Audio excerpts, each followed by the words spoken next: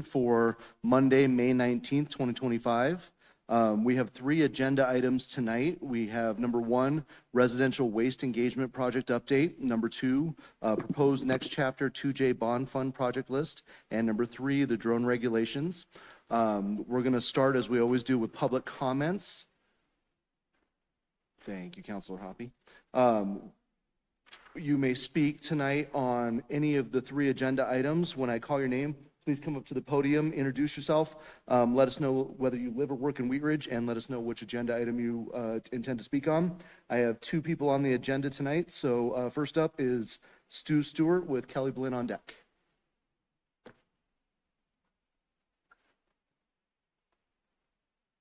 Hello and good evening, everybody. I'm Stu, last name Stewart, S-T-E-W-A-R-T. I am a Wheat Ridge resident, been here for just over 10 years in District 2. And really, I'm just here tonight to express appreciation for Council's recommendations to and support of city staff looking into how to improve services for Wheat Ridge residents. Really, this waste engagement project has been a challenging one to compile, assess, and coming out of it, I think it's really a few good directions that Mary will have a chance to present us some more information this evening. And so really just want to express appreciation. I do like the fact that we're looking to link up with existing programs. You know, we don't need to reinvent the wheel. We're also considering the data that we have collected from existing programs here within Wheat Ridge. And so looking back at that data and making an informed decision to benefit all the residents of Wheat Ridge is really something I appreciate. So thanks for doing that. Thanks for continuing to support our city staff. Looking forward to, you know, expanded services, but that will be efficient, cost-effective, and really benefit all of Wheat Ridge. So thank you all. Next up, we have Kelly Blinn. While she's coming up, I'll remind you that we have a 3-minute time clock. You set the light up there. It's green, it's good. It's yellow. Okay, great. Thank you. My name's Kelly Blinn. I'm with the Wheat Ridge Active Transportation Advisory Team, and just wanted to comment tonight on the 2J portion of the packet. The ADATs are really supportive of 2J. We're really excited to see that it passed with such flying colors at the ballot, and just the continued high support that we've been seeing from residents for improved bike and pedestrian facilities in various planning efforts and neighborhood surveys, as the packet notes. Just wanted to add a few comments from my perspective, from our perspective as well. On the 38th Avenue refresh project, we're really excited to see this project move forward on the east end of 38th. It's really the city's main street and a real opportunity to improve the ability to walk and bike to all the great destinations and businesses along there. We'd love to see a focus on, you know, not just the portion that's maybe going to be the primary focus of the study, but to make sure that the study area does get extended to thinking about how can we connect to those great new multi-use paths on Wadsworth, and also thinking about going east towards lots of the businesses that are east of Harlan, which is, I think, the extent of the study area currently. We've also been working with some parents at Stevens Elementary who have a lot of concerns about crossing 38th, so hope that there will be a real focus on that area and the intersections around Stevens to make sure that that's safe for the kids. I think one thing that we're a little bit concerned about is seeing the repaving projects in 2J. This is really meant to kind of catalyze some new infrastructure and investments in bike and pedestrian facilities in the city, and just want to make sure that if that is eating up some of the 2J funds, that it's being used to advance improving bike and pedestrian safety in the city. We saw that with the repaving of Harlan, that these things can be incorporated when there are regular maintenance projects going on. But it wasn't clear from the packet if that would be a priority in those repaving projects. Also just wanted to say we really support the sidewalk gaps piece. Wasn't exactly sure how all those got prioritized, and I think we'd love to continue to engage in that conversation, but would love to see a focus on filling in gaps, particularly around schools and parks, to make sure folks can get safely there, like the sidewalk along 32nd to the high school, as well as filling in the gap along 29th Street to Stites Park and the park here. And then finally, just want to reemphasize our support for the 35th Avenue project. The ADATs have been involved in that for a long time and are excited to see that design move forward. So thank you so much for your time and look forward to hearing the discussion. Thank you. Seeing nobody else, we don't have anybody online. No, thank you. Let's move to agenda item number 1. That's the residential waste engagement program update. And we'll go to Deputy Director Scheck. Thank you so much, Mayor Pro Tem Stites. Just turn it over to Assistant City Manager Mary Ann Schilling for an introduction. Thank you. Good evening, everyone. As you may recall, we were here in November 2024 to have a discussion on residential waste programming. And at that time, City Council directed staff to conduct further research on several topic areas. So tonight, the conversation is really about updates on the progress made to date, and it outlines where staff is looking to seek council input in the fairly early stages as we build this programming. So I will now turn it over to Mary Hester, our Sustainability Coordinator, to lead this presentation. Awesome.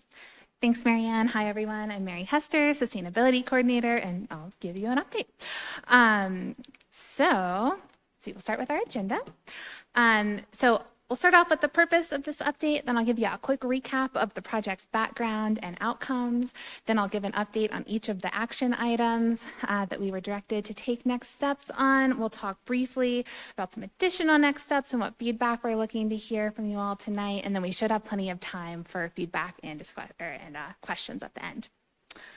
All right. So the purpose of this presentation is to provide you all with an update on the progress that we've made to date towards the next steps of the residential waste engagement project, following the direction that we received from City Council at the November 18th, 2024 study session. And as part of this update, I will also discuss some considerations like funding needed to implement some of these steps. And then at the end, we'd also like to hear your general feedback on the direction that we're taking. So with those goals in mind, it is going to be a little bit early in the 2026 budget cycle to be discussing any numbers in great detail, but we can at least start the conversation, look at some potential event costs, program costs, and start to gauge the priority level of those items. All right. So as a quick recap, this project took place between July of 2023 and November of 2024. It was led by staff in partnership with our consultant, HDR Engineering.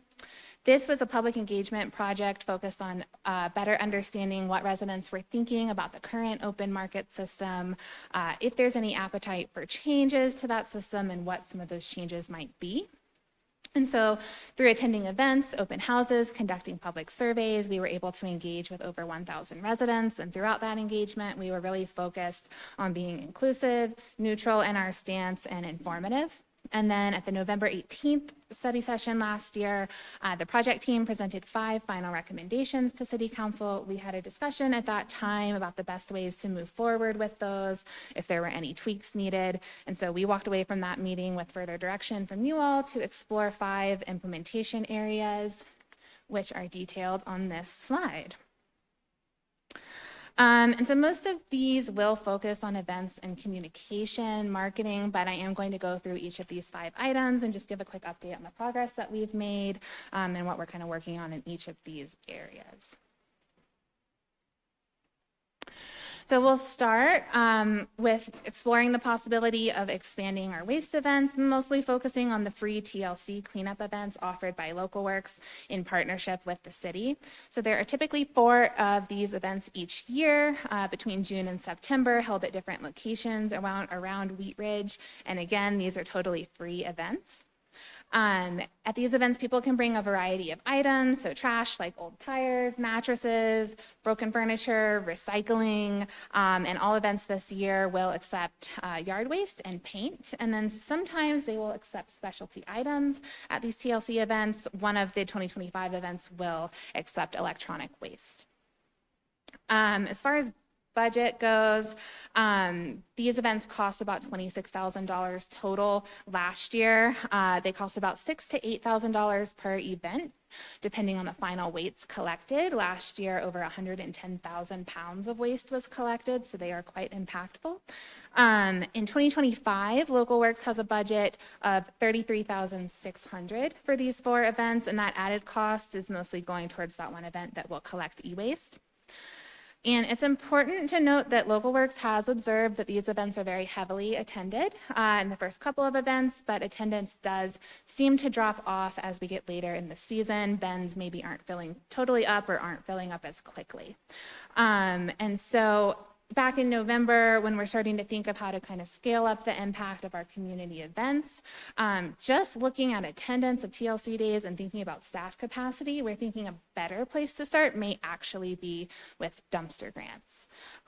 So Local Works is dumpster grants. That's another program under the TLC umbrella. Neighborhoods can apply to receive a 20-yard dumpster over a long weekend, and they can use that to dispose of things like yard waste, furniture, general trash, small appliances, and neighborhoods have to have at least 5 people agree to participate when they are applying. So this isn't just someone getting a free dumpster for like their personal kitchen remodel. This is really meant to be a collaborative community neighborhood improvement effort. As far as that budget goes, this year Local Works has a budget of $6,500 for dumpster grants that will cover approximately 15 grants. And in past years and this year, the program has been in very high demand. Those grants tend to get snapped up really quickly. There's only about 5 left for this year. And so if we were to consider possibly increasing that program budget next year, doubling it to $13,000, that would allow us to double the impact of this program. And it is helping to provide localized waste solutions for neighborhoods. So that is one of the things that we'll be asking for some more feedback on at the end of this presentation. We also have some other events planned out in 2025. Parks recently held a branch drop-off event. They had about 75 participants. Applewood Villages had a neighborhood e-waste event through the Sustainable Neighborhoods program with about 70 attendees last weekend.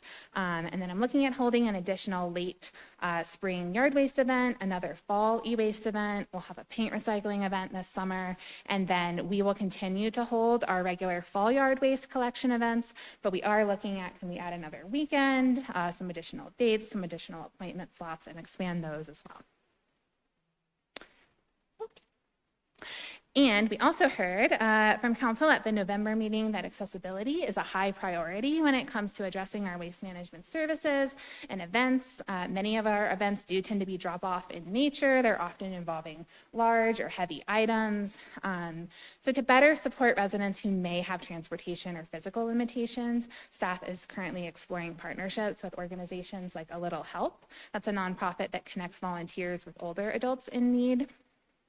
To share a possible example of how that could work, so our yard waste weekend in the fall, if someone was unable to collect their yard waste or to bag it up, or maybe they don't have a car to transport it all to the event, they could register with A Little Help to be connected with someone nearby who's already been vetted through all of the safety and security processes and just wants to help in their community. I'm also working on planning a workshop and putting together some outreach materials to help make residents and maybe their caregivers more aware of this resource and how to get started. And additionally, I plan to work with our Sustainable Neighborhoods on a similar system to just encourage residents to kind of help their neighborhoods participate in events when they're going on. That's something that Lakewood has done in their Sustainable Neighborhoods program, and it sounds like it's been pretty successful.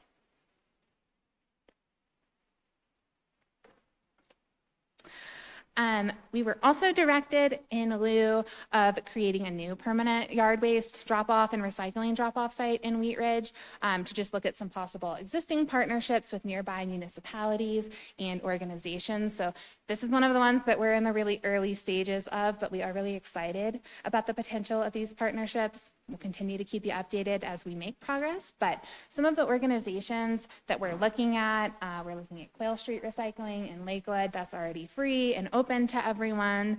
And then the Rooney Road Recycling Center, which is more for kind of electronic waste, hazardous household waste sort of items. Rooney Road is already discounted to Wheat Ridge residents, and they can provide pickup services to those who need it, but there is a cost to all of those services. Their operating hours are pretty limited and appointments are required. So could we just figure out a way to improve that for our residents? So some ideas that we are exploring: city-sponsored vouchers. So could we provide just like a flat discount or a percentage off, or just cover the fee for a set number of participants to maybe drop off their items at Rooney Road or a similar organization? Could we similarly cover the costs for people who are needing their items picked up for them? Could we determine maybe a few days a year, have special days or events at somewhere like Rooney Road to improve the operating hours and availability and accessibility in that sense? And then with any partnership, what sort of messaging are we going to need for something like Quail Street Recycling, if it's already open, free? Could we just work on some sort of co-branded outreach campaign with Lakewood and just work on making our residents more aware? So those are the types of ideas that we're starting to evaluate. I know I posed probably more questions there than anything, but in starting to think through those, we're trying to be creative. We're trying to be mindful of the administrative burden on Wheat Ridge staff, and then also just trying to improve or trying to identify improvements that could be scaled up or scaled down from year to year, kind of depending on budget availability.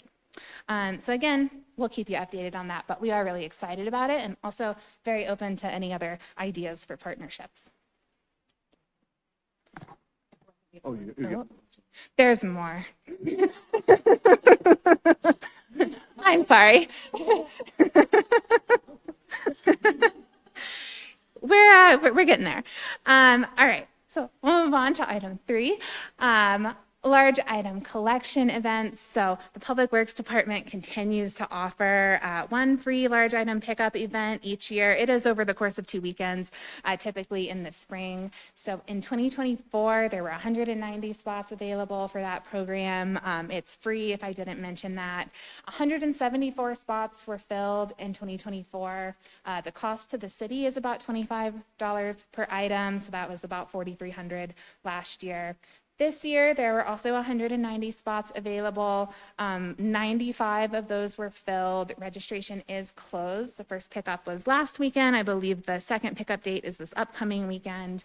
This event is marketed on the city's website, news flashes, Wheat Ridge Gazette, social media. So I do think that it's kind of hitting all the major avenues as far as that goes. But there did seem to be a drop in participation this year. But I do want to note, it sounded like many event regulars still attended, and then it sounded like there was a big influx of kind of new area codes amongst registrants, so that might suggest there are new people moving into Wheat Ridge who were aware of the event and were able to participate. But attendance right now probably suggests that we don't need to increase the frequency of that event right now. However, we will continue to promote that event, to monitor attendance, and then there might be other things we can do to try and bump up attendance in the meantime. Like maybe we could look at the timing of the event, break it up more throughout the year.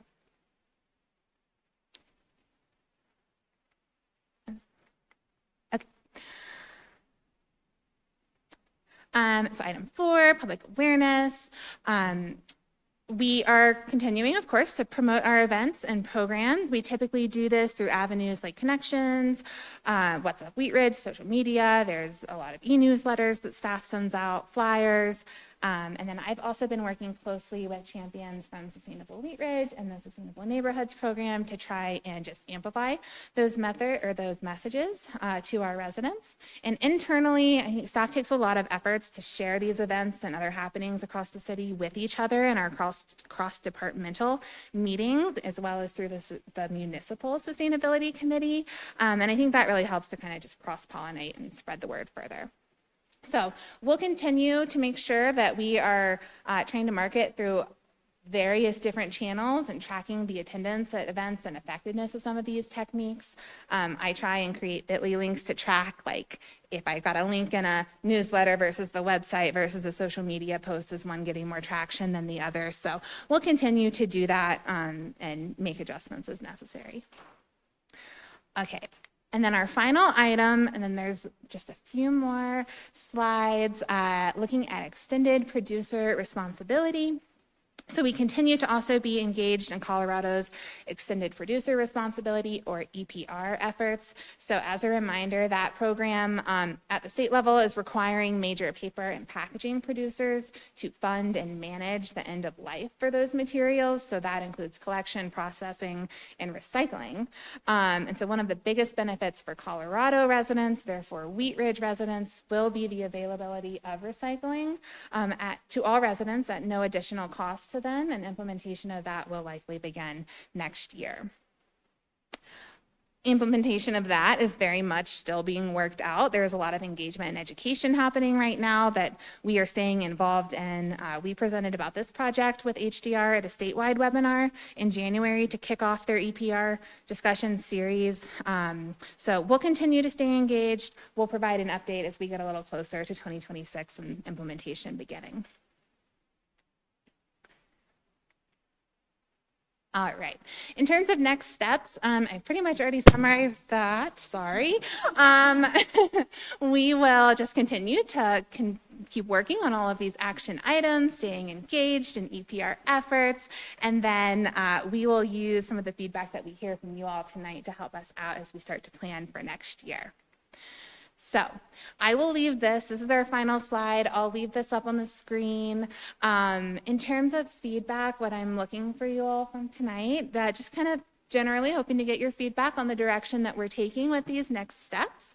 And then wanting to start gauging the priority level when it comes to budget of implementing these next steps. I think specifically when it comes to us wanting to increase dumpster grant funding, and then needing to think about if it ends up being a tighter year next year and we can't do everything that we want to do, how should we start thinking of prioritizing like kind of events, pursuing partnerships? I think those are the two areas that would have a cost associated with them.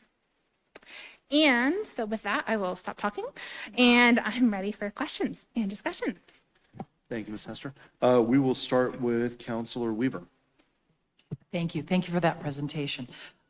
I just have a couple things. I think all of these ideas are great, and I'm just going to give you some feedback because this is stuff that I was thinking about as I was reading through this over the weekend. And so I have a couple recycling pet peeves, not with the Sustainability Committee, but just in general, and that is plastic film. And those of you may probably know it's the prime bags, it's bubble wrap, it's the plastic bags that you get at the grocery store. They're very hard to recycle, and you have to take them to the store, and you're not allowed to sometimes take back all sorts of film. And I was just curious if we could have some more information out there, because it actually took me about 3 hours to figure out what I could recycle. Plastic recycling is one of the things that just irritates me a lot. Because as you all know, at the farm, something eats almost every piece of waste we have at the farm, or, no, I'm teasing, but a lot of it. So I'd really love to see some of these things that are hard to recycle by anybody, even if you have pickup, around, and I think this is kind of low-hanging fruit as far as like, these are things that it would just be really nice on the website if I could go there and know where styrofoam and the film plastic stuff is really my big pet peeve. And I have almost a garage filled with it because I'm so mad and I don't want to throw it away. But that's my personal issue that we won't talk about tonight. So film plastic and styrofoam, and then just more information on recycling e-waste too, because I think we throw away a lot of e-waste when actually we can also recycle it. And I'd love to see some of the, because you can go to Action Recycling and pay to have your electronics recycled, and they take it all apart. And, but it would be nice if we had some partnerships, because I'm happy to pay to have some of that e-waste recycled. But again, it's the hour that it takes to figure out where to drive to take all this stuff. And then it just ends up in my garage.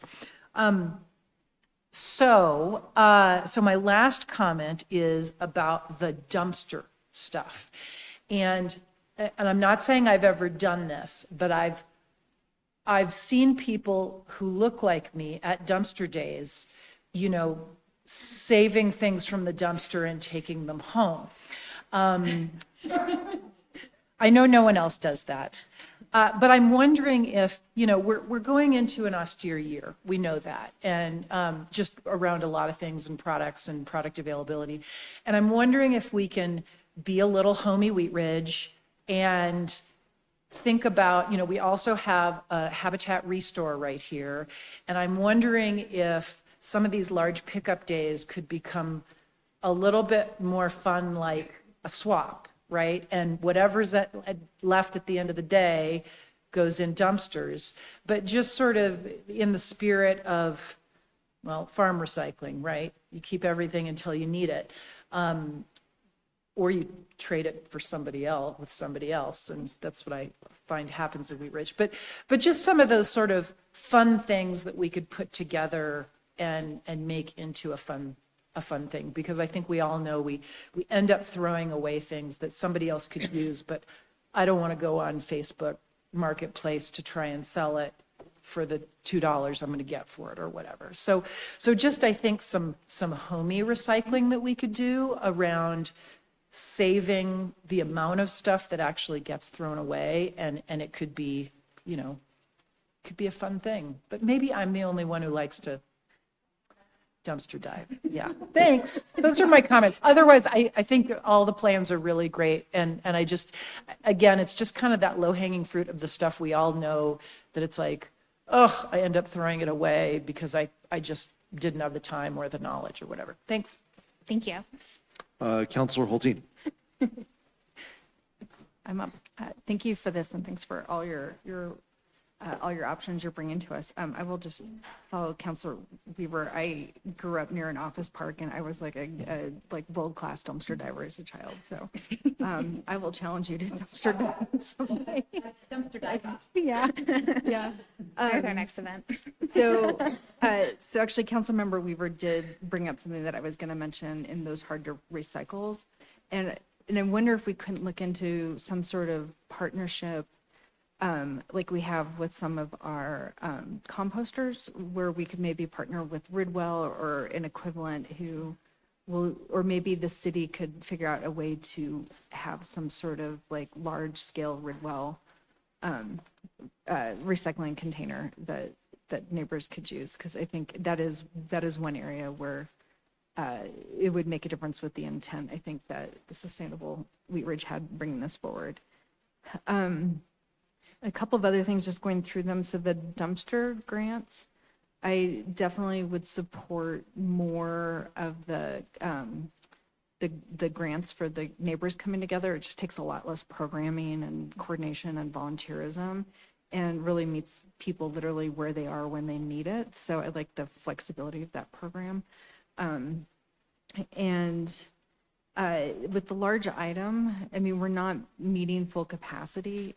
I do wonder if maybe splitting it up to offering half one, in the spring and half in the fall, because it could just align. To Councilmember, it's fun going after you. To Councilmember Weaver's point, like we could even do something fun where it's like people put their stuff to the curb the couple days before, and then it's known in Wheat Ridge that like this is like curb weekend, and if you want to go cruise around Wheat Ridge with your truck to pick up other people's stuff, you could beat the city to it. But then a couple things just on the communication side. So with the dumpster days, like I love that there's like the specialty items, that there's an e-waste, and it would be really great with like the advertising for the dumpster days to make sure that's in there. But then also as part of the recycling program that's coming online in 2026, the more we can communicate that stuff, the better. And then it dawns on me, this is a lot of stuff we're already offering in addition to whatever might come forward in 2026. Do we have like a single webpage where you can go to like get all of this information, or is it like piecemealed here and there? Yeah, I think in the city, I mean, there's the calendar, there's news flashes on the front page of the website, but I don't personally have a page where I'm compiling like all of these events and resources. I think that would be a great idea. Yeah, I think that I would think it's be probably pretty really spread helpful. out. We might get more efficient like utilization if we could point people Yeah. there. That would be really good. And then with that, like a similar resource that's like maybe a postcard handout at like performances in the park. So that we just, because this is a lot, and as we were going through it, it dawned on me it's probably in 18 different places. So bringing it all into one place is going to make communicating it better. Yeah. So that people can know what their options are as they're trying to navigate all of that. So, and I'm going to voluntold Sustainable Wheat Ridge to perhaps help with some of those like resources that are outside the city that are available. So I think that would be great, but thanks for your work on this. All right. Thank you, Counselor Hoppy.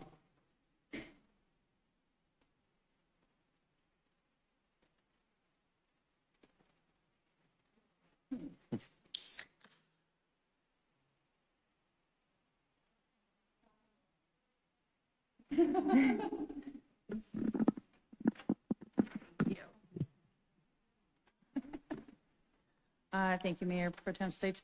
Thank you for the update. I guess to answer your two questions, if the budget allows, are we supportive of an increase in your budget? And I would say my answer to that is yes. But when it gets to if it's a tighter budget year and how should you prioritize events, I think that really should be an administrative call as far as where you have found we've been more successful in keep the pieces where we've been more successful and ones that are not very utilized, then those are the ones that you would look at cutting first. And then I would just wanted to ask you a question real fast though about the large item collection events. Is there a minimum amount of, like, do we have, when we get that set up, is there a minimum amount of people that have to participate? You know the answer to that.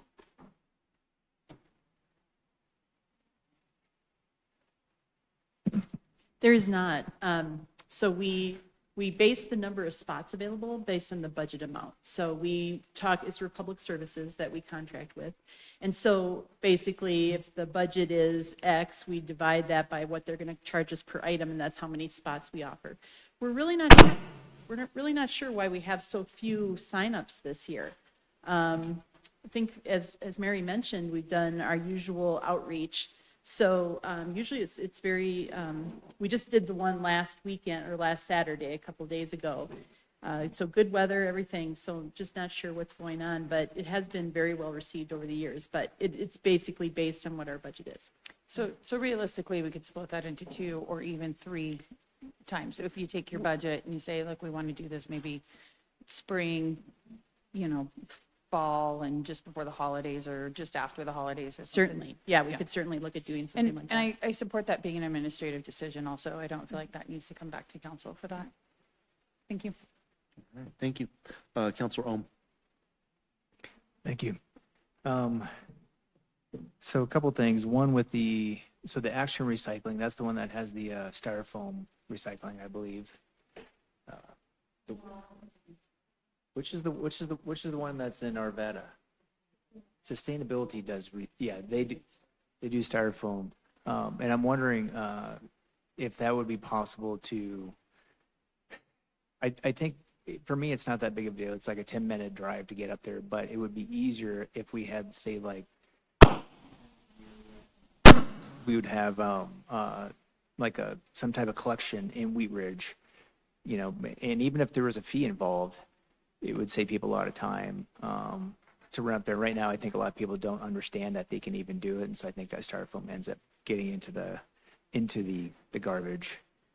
And then on the Rooney recycling, that has a fee, but for some people, it's not just the fee, but it's the time it takes to go and drop off your little bit of chemical, and then you also have to make an appointment to drop off that little bit of chemical, plus the fee gets to be cumbersome. And so if there was an opportunity, a couple times a year, and I think it'd be great to have, if we had to pay some money to, like, let's really tell the community, like, we want to get rid of your chemicals that have just been sitting around forever. And not just the paint, but a lot of the other pesticides and herbicides and have a collection, 2 or 3 times a year so people would know. I don't know that it'd have to be 4 times a year, but at least 2. I think that would be a great idea just to have a central location and we kind of market that we want to get rid of your chemicals that have just been sitting around and deteriorating in the containers. And then the last 2 things are grass clippings. And for me personally, it's like, I don't know what to do with it. So it's going in the garbage. And I wish I could, if there was somewhere within a 10-minute drive even, I would take my grass clippings there instead of it going into the garbage. But I just don't know where those opportunities are. I have recycling service, but grass clippings, sometimes it can be a couple bags at my house. And so if there's an opportunity to do that, that would be wonderful. Thank you. All right, thank you. Counselor Snell. Thank you, and thank you for this presentation, Mary. Appreciate it. A couple of things. First of all, I've heard from a couple of my co-counselors that the idea of splitting this up a little bit, say if we have 190 spots that we can afford each year, if we split it up, say, we only filled up 90 of those spots. If we split it up between spring and fall or something like that, or splitting anything so that folks who maybe do clean up over the summer and then in the fall, they're like, oh, wow, we have a lot of junk. What are we going to do with it? So maybe if that reopens, so that there may be 2 possibilities for large item pickup. If that truly is, what we were budgeted at, it just makes sense to me, if we're kind of missing folks that maybe haven't heard or just not ready to get rid of stuff yet. That's one thing. And then, let's see. I was thinking about the Sustainable Neighborhoods program, and is there a possibility, and I'm definitely not trying to put any more work on anyone, but is there a possibility for some of the members of that group to sort of be like ambassadors, or, if they know a neighbor, especially an elderly neighbor that might need help and they just don't know how to go about it, would there be a way for them to kind of be that person to go to and say, hey, let me help you get a dumpster. Let me help you get rid of whatever it is you have to get rid of. Has that been explored? I think that's a great idea, because I rely on members from like Sustainable Wheat Ridge and Sustainable Neighborhoods just in general to kind of help spread the word. So I think that if we could put together some specific communication for them about waste and all the resources available and like events and a little help, then that would enable them, I think, even better to be able to answer more specific questions. So sort of, but I really like your idea, and that's a great idea. Yeah. Sure, thank you. And again, don't want to put more work on anyone, but I do know a lot of those folks, and they are just like super kind and want to help however they can, and just like most of our neighbors are, want to help. So another thought with this whole like go through junk and swap it. We have a huge artist community here, and a lot of art that is created out of found items. Oh, yeah, you're right. I happened to find this in my neighbor's garage. No, I'm just kidding. In Amanda's garage. No, I really like that, and I feel like I've been involved in many dumpster days, and I do see a lot of things going in dumpsters that still have life in some other capacity, perhaps. So I like that idea. And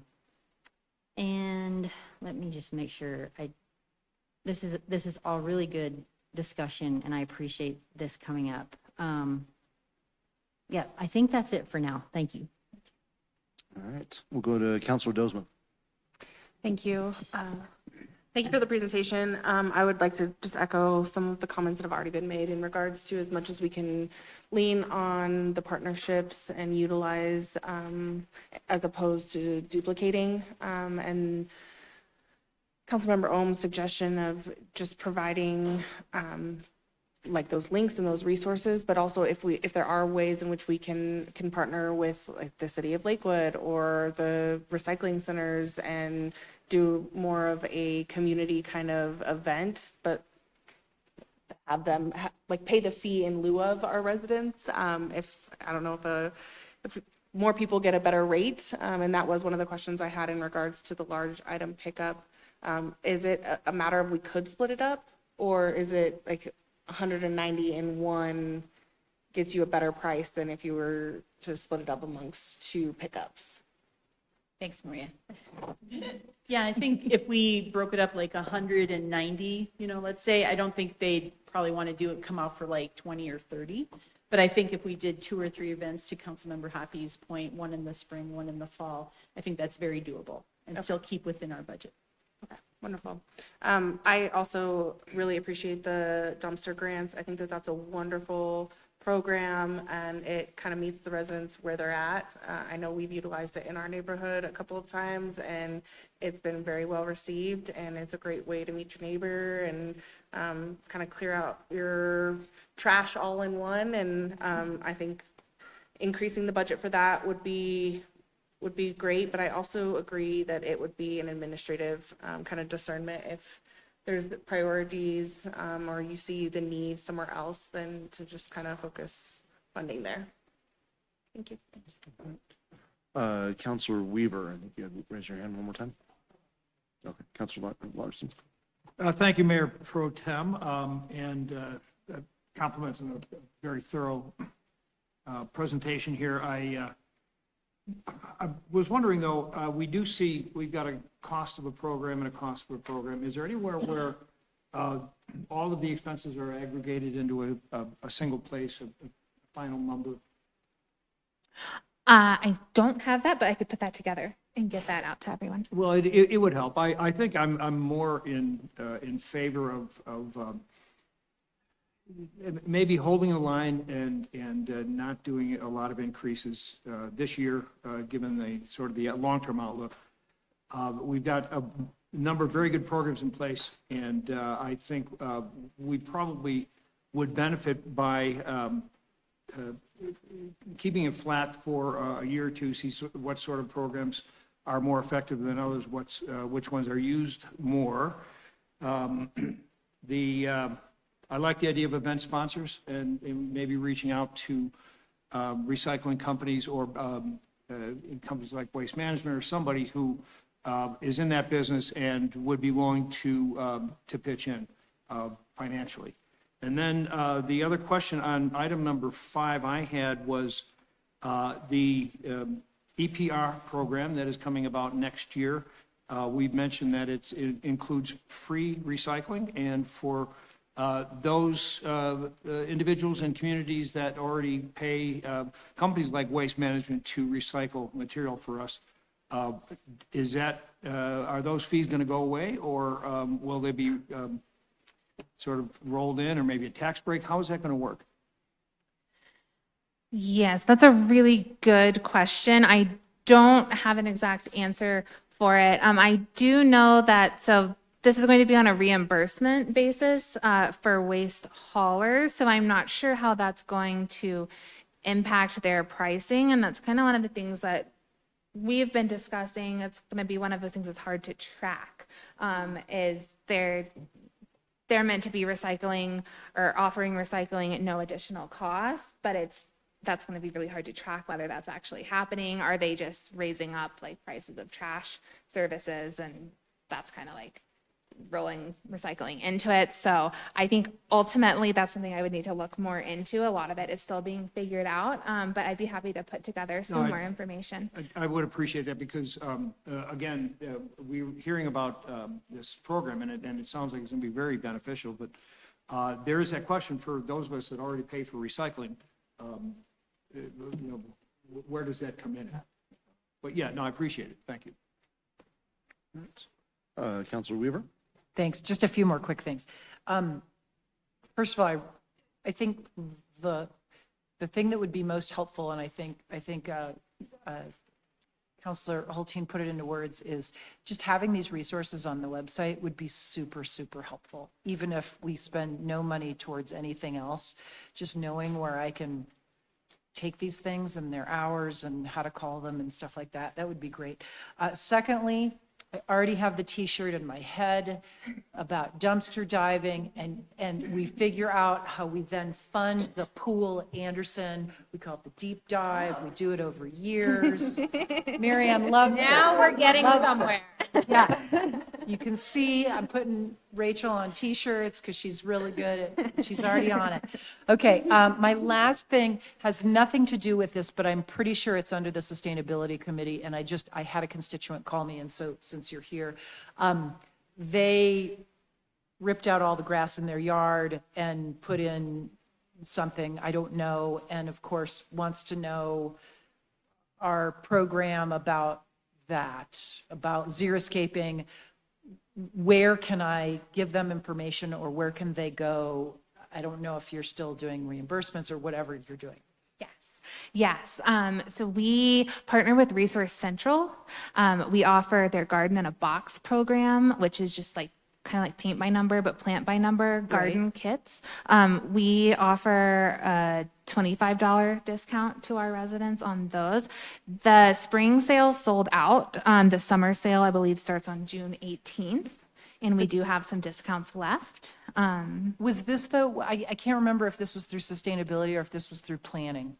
We talked about the xeriscaping program, and can somebody tell me if there was I know it was like you could do X amount of your yard, but I wasn't sure if there was an encouragement or something. Can somebody tell me? To the best of my knowledge, the last time that we talked about it was that Patrick said it was not for individuals just yet. It was more for municipalities, was my understanding. So I haven't So there's heard- no money out there. I haven't heard anything. Let's give for it back to specific. Mary real quick. She's got Oh, There is. There's one more program also through. No, you're okay. Also through Resource Central, our lawn replacement program. Yes, and so with that, residents are eligible for up to a $750 discount. That would kind of depend on how much grass they were removing, if they could get the maximum discount, but they could get up to $750. I believe through Resource Central, so there's a couple of different avenues, like you could hire them to do the removal, or you could do it yourself. I believe all of their Resource Central turf removal appointments have already been filled up, so they're trying to push. They've already done it. Oh, okay. So again, is this out on a website that I can point people to? Because I'm getting more and more questions about this from people. Yeah, I can email it to you real Awesome. quick. We do have info on our website, but I'll just Awesome.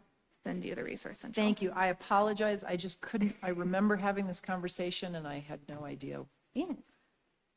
right. Let's go back to Councilor Snell. Apologies, this popped into my head right after I said I have nothing else. I saw a post on social media a few weeks ago, and unfortunately, someone was not kind, and they dumped a bunch of large furniture in someone's alley.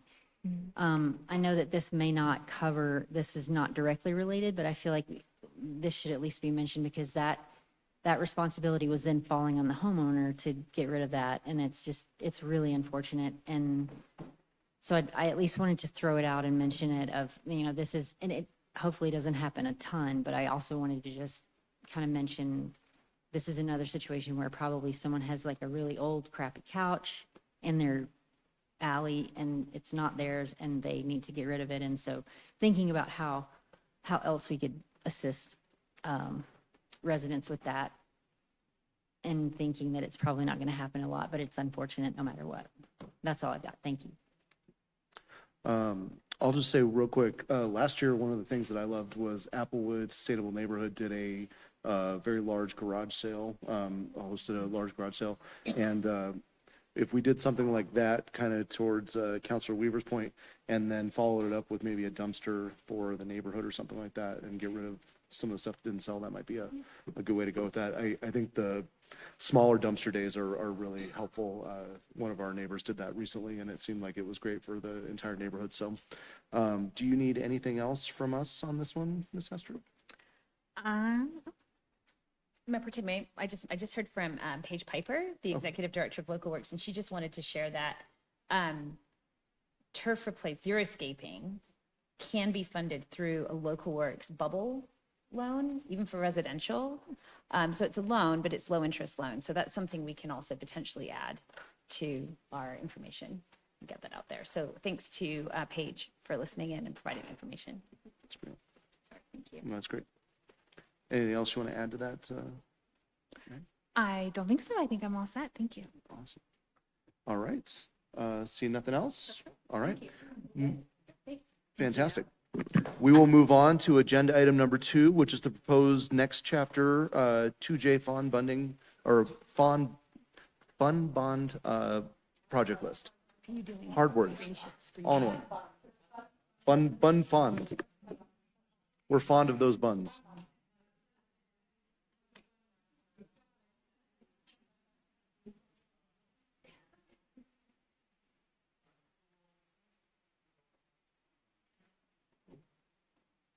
Maria, are you going to do screen beam?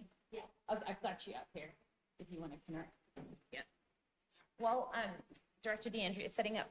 I'm sorry, do we have a working mic down there now? Yeah, this works. I'm so sorry. I don't know. Sorry about the popping. I was trying to get that all plugged in. Those ones aren't. Do you want me to bring over the handheld? Are you sure? Okay.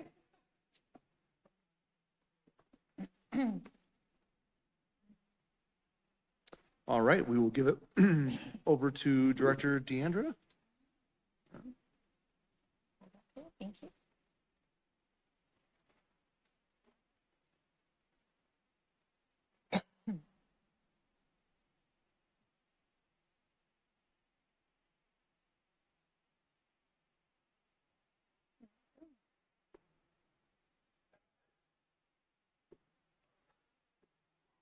Here we are. Thank you, Mayor Pro Tem, and good evening, City Council members.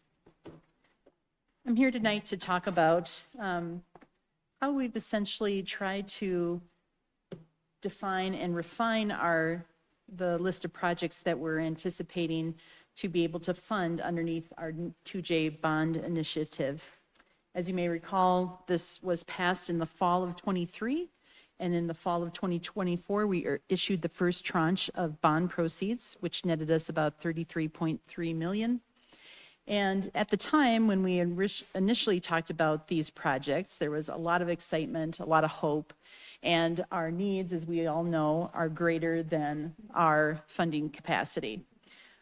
So it has been a challenge. We've met several times internally to talk about how do we take all these great projects, how do we prioritize them based both on the feedback from council as well as the feedback we've heard along the way over the last several years through our various outreach efforts. So this is the culmination of that effort and all of those internal discussions. And tonight we're really coming before you to ensure that we have the right list and get concurrence to move forward so that we can start to put this out to the public and give them more specific timelines. We have had several comments from people like they're super excited, they want to do this, and they just want to know, are they in or out? So if there's a sidewalk, one of the gentlemen that contacts me probably every other month is along 26th Avenue, just west of Gold's Marketplace. And he's like, Maria, any update?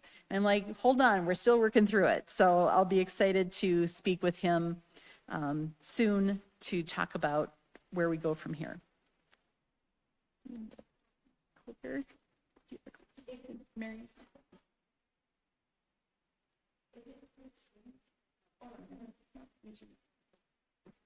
Thing ain't working. There we go. Okay. I continue to have challenges with this. So as you may recall, we have 3 big buckets of projects. So it was not intended to be just for sidewalks and bikeways, but also about corridors or roadways as well as drainage. So all 3 of those areas continue to be addressed within the proposed list of projects that you'll see tonight. And where we can, especially in the corridor projects, we're also incorporating elements of improvements to both sidewalks and bikeways as well as drainage. So we're trying to hit more than one category with those corridor projects. So where we've landed at is continuing to do the 38th West project that extends all the way from Youngfield to Kipling. That is very expensive at over, right now, our estimate for construction, along with construction management, testing, all of the other requirements, as well as design, is just over $26.4 million. So right there is about 1/3 of it. That makes it tough, right? When we have one project that eats up so much of that. That's very, it's a critical project. Again, we're providing sidewalks as well as on-street bikeways, bike lanes for that. So it is hitting all of those categories as well as improved drainage. But it is a very expensive project. We've talked previously about the 38th refresh between essentially east of Wadsworth, so roughly Upham, but I showed it here from Wadsworth, extending all the way to Harlan. This is where we have the older or Xcel-owned streetlights as opposed to our own. Just a kind of a tired area that we want to refresh and upgrade a lot of those improvements, staying within the curb lines, but really focusing on those bike and ped improvements, making it for a more enjoyable atmosphere. And then we are contributing to the roundabout that's being designed by the city of Edgewater. So we would contribute half of the cost of that. That was intended to be constructed this year, but has been delayed as they had to move their money for CIP to other areas, other priorities within Edgewater. But the intent there would be to reimburse the city of Edgewater for 50% of the costs of design and construction of that roundabout. We were also able to keep in at least traffic studies, if not the actual projects, to evaluate a new traffic signal at 44th and Tabor. That's at the corner of Heine's Market. It's in the northwest corner for those of you who are more familiar with those types of landmarks.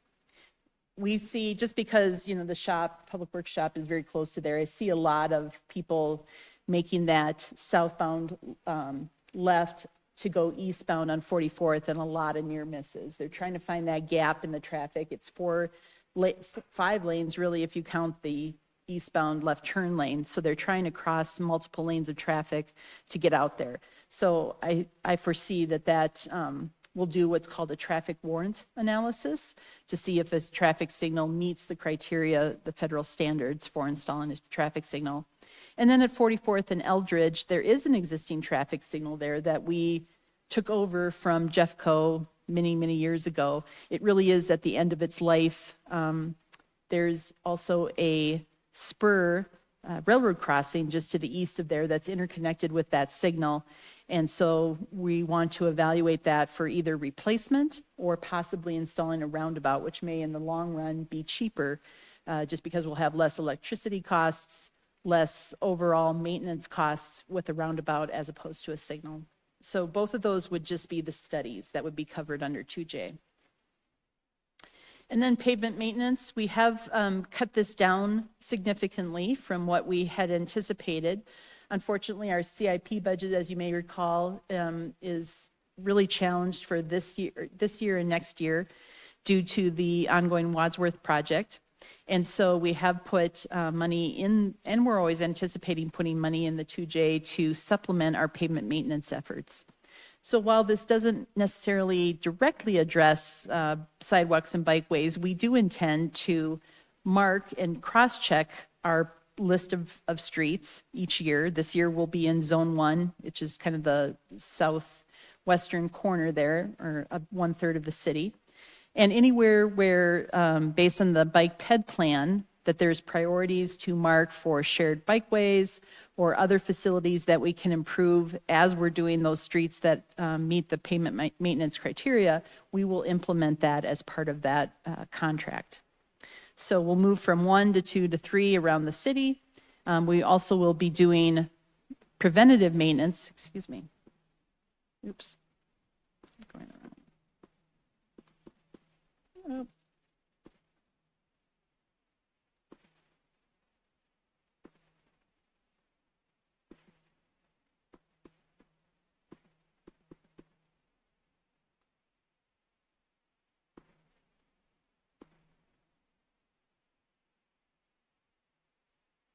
Excuse me. All right. Oh, thank you. So our mill and overlay, which is what we call corrective maintenance, will be in Zone 1, And preventative maintenance, which is primarily slurry seal and crack sealing, will be performed in Zone 5.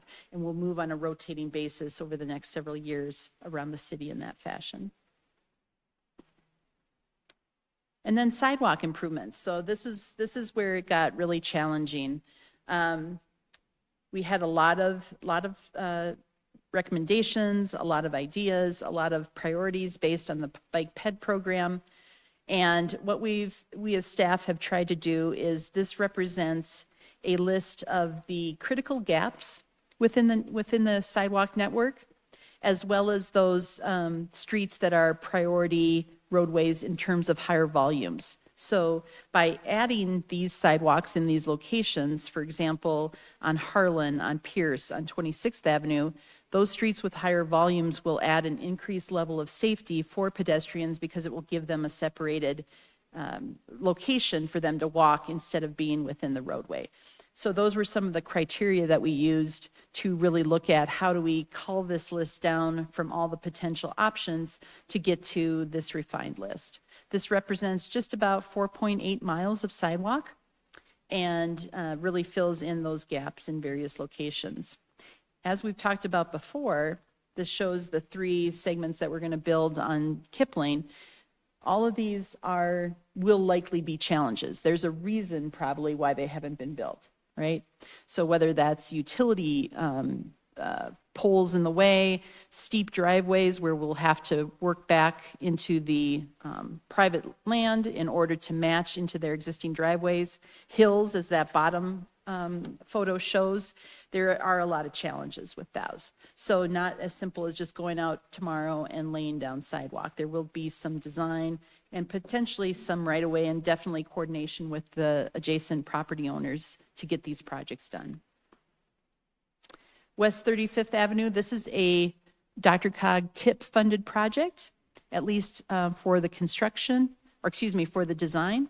And then the construction would be on the city to do that. Those funds become available for use this fall, October 1st. So we will be kicking off that project a little bit later this year and hopefully moving into design in 2026 with construction in 27 or 28.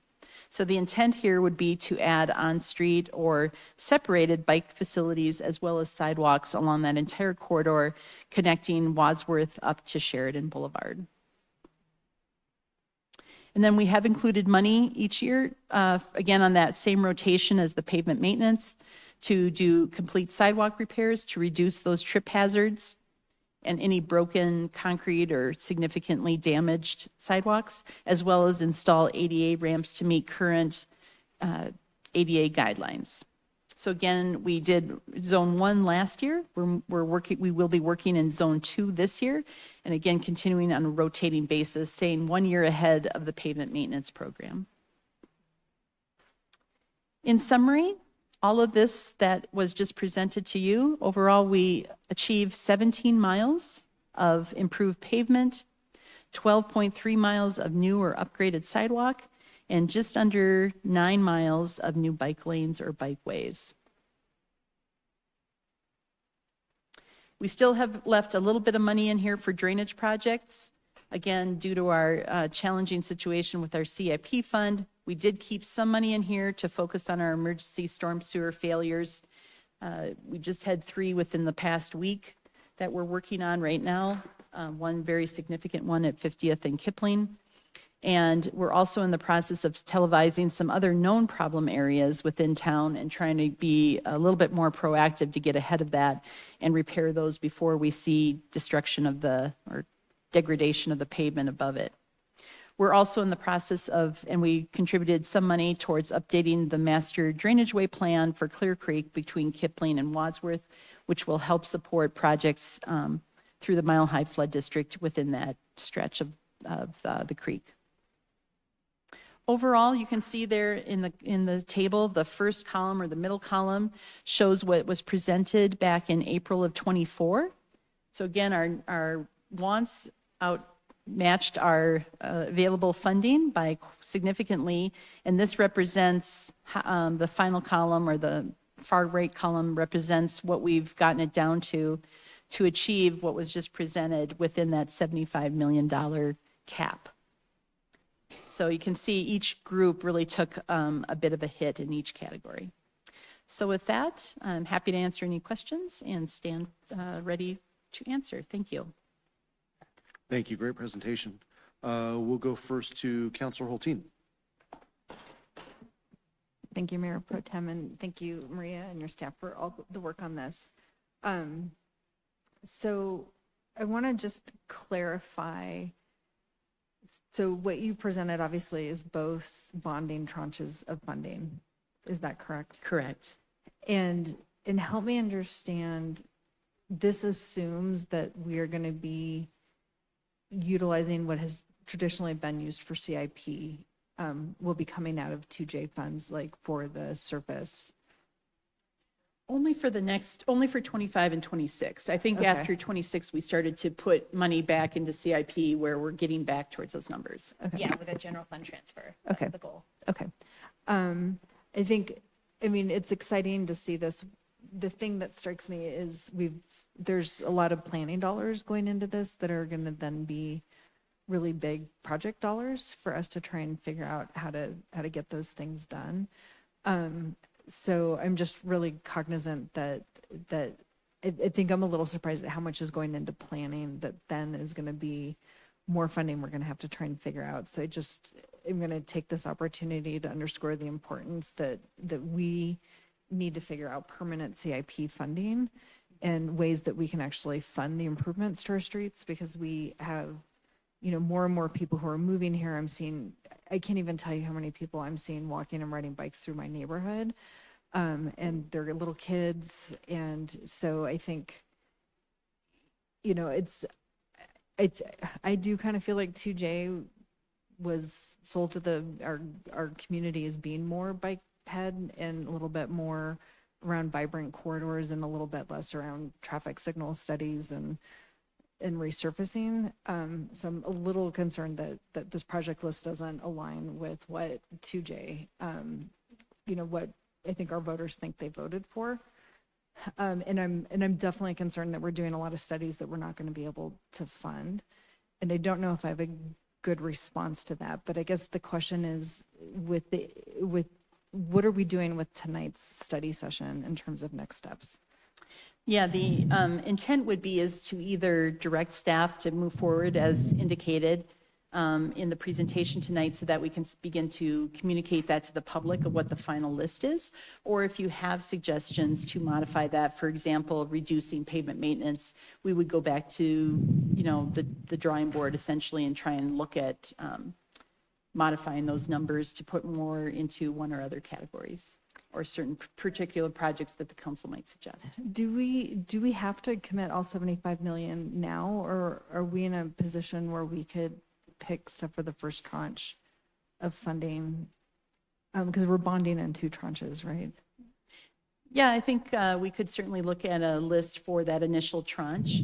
I think the intent, our desire is to, start to work on the design of those elements. So again, to kind of define them for our CIP staff so that they can start those projects and get them moving.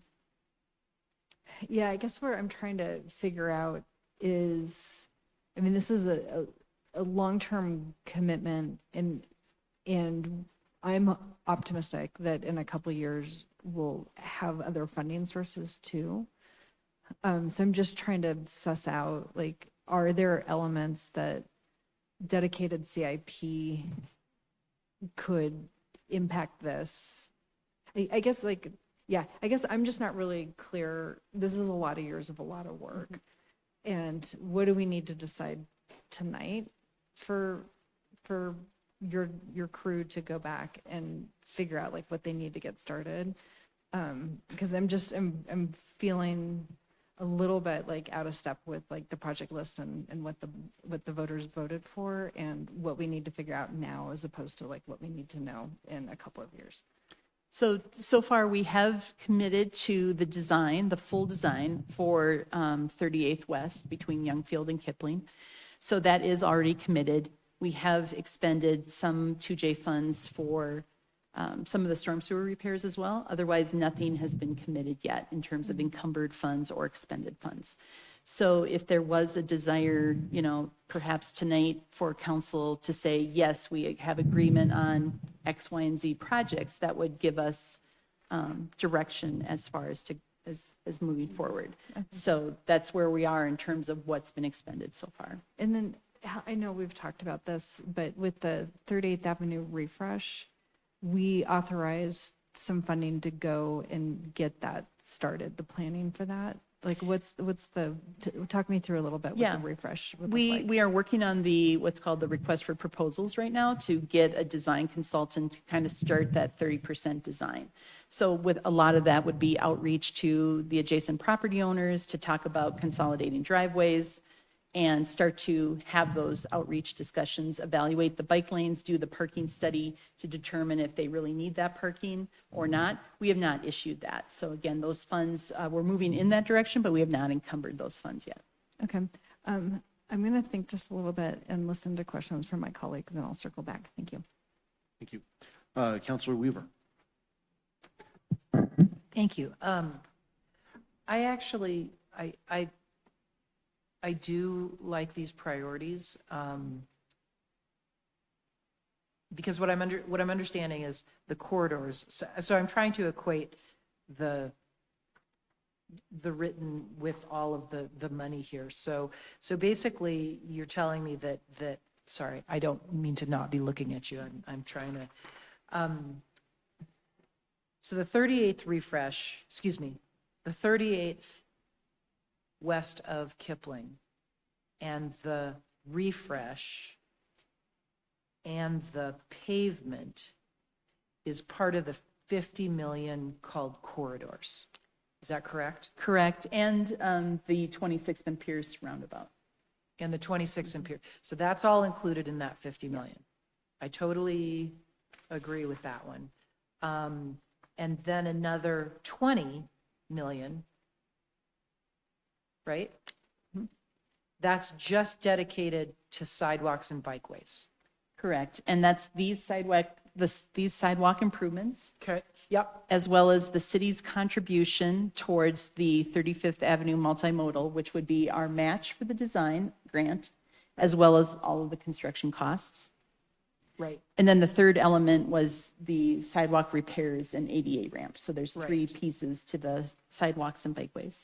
And in the corridors project, there's also going to be sidewalk repairs and bike lane improvements with both sides of the refresh and the west side, correct? Correct. So there's actually more bike and ped baked into the first part. Correct. And I feel like, I mean, I'd love more money to go towards drainage, but I just think we have to have some more money. I actually like these priorities, and I can't imagine how hard it was to sort of boil it down to this. So I accept this, and I would like to move forward with this list. Is that what you're looking for? Yes. Okay. Thank you. Okay. Thank you. Thanks for that explanation. Appreciate that. Counselor Ohm. Thank you. One question I had is, are any of the sidewalk, would they be available for the Transportation Alternative Program, the TAP grants, like in the future? I mean, I know that's not going to take effect right now. It depends. We are going after a SS4A grant for 38th West.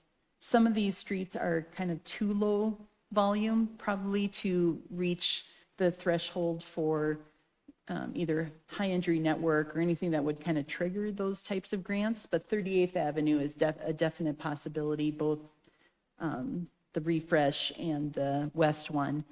The other projects are maybe a little bit too small, too granular for some of the larger grant programs. Thank you. Counselor Hoppy.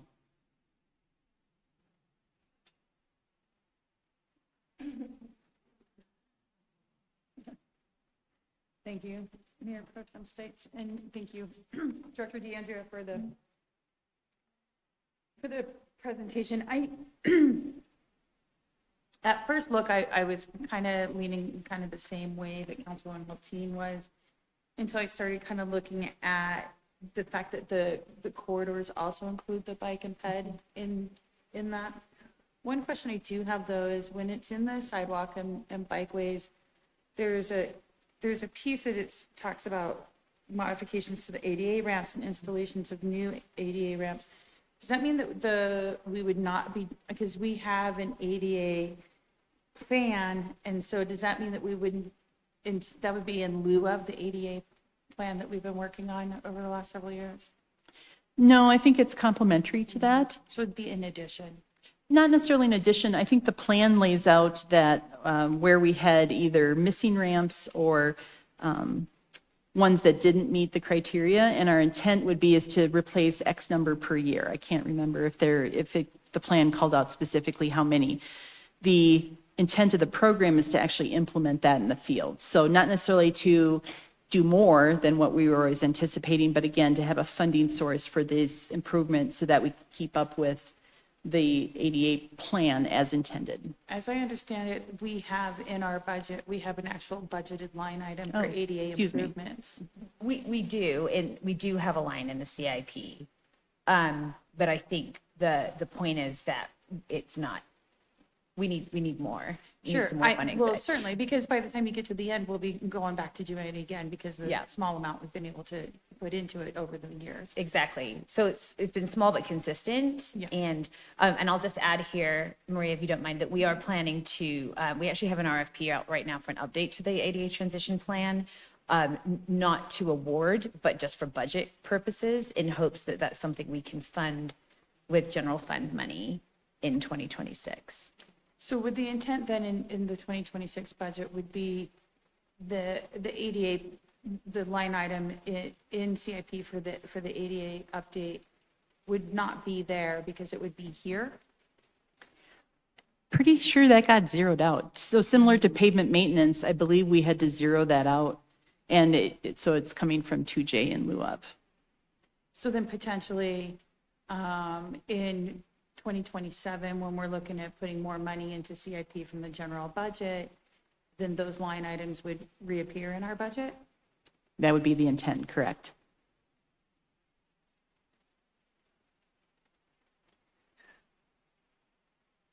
I guess my concern is zeroing out line items in our CIP budget because we don't have the money for them, but then finding space for them in the 2J bond budget. I'm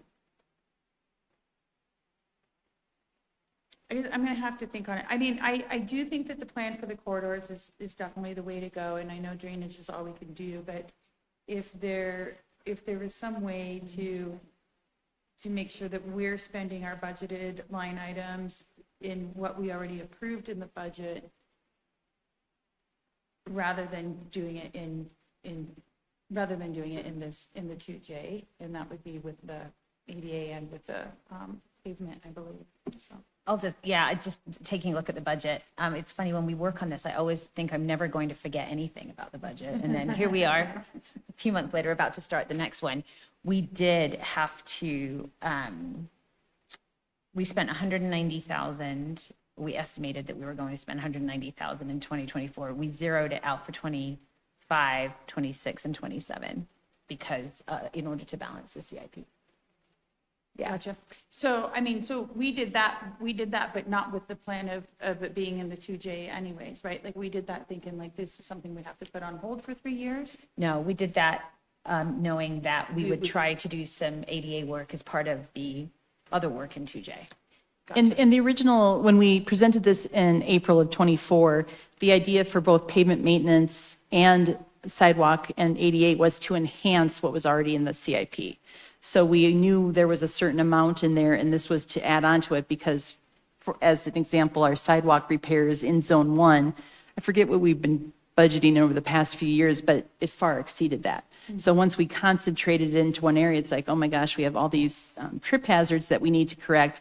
We knew we would need more money, and so the enhancement portion of it was intended to come from 2J. Now we're taking all of it from there, but still less than what we anticipated in April of '24. Or what we might need. So, I mean, it's really a matter of we're moving one egg from one basket to another basket. Yeah, I mean, not a sword that I'm going to fall on, I suppose. I will say that I am in agreement with the projects as they're presented. Thanks. Thank you. Counselor Dozeman. Thank you, Mayor Pro Tem. I agree with, and given budget constraints, I think that this is a wonderful allocation of funds as they were intended. And I appreciate you kind of working in corridors with sidewalks and bikeways. I too would like to see more drainage projects. And that therein lies my question of, if we have a significant amount of emergency repairs, even if we support and approve this as allocated, would we be able to kind of revert funds as needed for an emergency basis? Or where would you be pulling funding for if any other emergency drainage projects come about? Yeah, that's a great question. I mean, this is really at this point our best source, especially until Wadsworth is behind us in the CIP. You know, you gave us direction last year when we had our tough budget conversation around, you know, making sure that we're being very disciplined about segregating one-time revenues. We are expecting to have quite significant one-time revenues this year. We've already had one major building development project come through in, you know, form of building use tax. There are some other things that might, you know, increase our fund balance with these one-time revenues that we'll be discussing with you, sort of our ideas for where to put that money. And part of that might be holding on to some funds for some emergency stormwater. Of course, something that this council has asked us to do is to go and explore the potential for a stormwater fee. And this is exactly why the majority of communities have that fee for both, you know, planned, you bond against it for both planned projects. But I would imagine, Maria, that money also is used for emergency response. Absolutely, it would cover the entire program. So we currently have a request for proposals out to complete that rate study, and the rate study would cover or would estimate what the rates would need to be to cover emergency repairs, ongoing operations and maintenance, as well as our capital costs. Yeah. So I think we're committed to trying to ensure we're holding on to some of these one-time funds for these sorts of things. But I mean, you know, driving past the situation on 50th and Kipling that Director DeAndrea explained tonight, there's no not fixing that. There's no not fixing that. It's a legal requirement. It's a big impact to our residents, to the ditch, and that's we have to be prepared for that. So if we were to approve this as presented, in the case of another emergency in the future, would we be able to kind of shift and reallocate funds as necessary, kind of like we did with 2E? And would that come back before council? Definitely, yeah. I think, you know, I kept, what was it, 4.5 million in there for drainage. Yeah, so the intent would be is about $1.5 million per year, but obviously we'd have access to all 4.5 million of that right now if we needed to, and hopefully within, you know, that we get the fee decided before we had expended that entire 4.5 million. Yeah, that would be the hope. And I think Councillor Dozeman, very, very similar to 2E. I mean, tonight we're asking for, okay, we're generally moving in the right direction. We're to your point, Councillor Hulteen, we have a total authorized amount of 75 million. We're talking about, we can't encumber funds we don't have yet. So we really are talking about the first tranche right now. I would absolutely see between both budget conversations and future updates. I mean, we must have come back a couple times during the 2E plan and said, you know what? Yeah, many times. We planted, to change direction on this. What do you think? Needs will likely change at this point. I think this is, Director DeAndrea's crystal ball is pretty good, but things could definitely change, and we need to be flexible. And just a note here on this, I didn't put a note, but that 5.4 million, you may recall, we had to advance $1 million for emergency repairs that occurred in 2024. So that's essentially paying back, I think that was back into the general fund. So really, we've got about 4.5 to 4.4 to going forward for drainage in the 2J program. Thank you. Counselor Hulteen. I'm up again. Okay, thank you for letting me process a little bit here. So I think I was, first of all, it's a lot of information. I actually read this on Thursday and again on Saturday, so I did my homework. So I guess the couple things. So when we're seeing that total corridors, it does include a lot of bike ped. So when we talk about going out to the community, I think packaging this differently, and I think you capture it in different ways.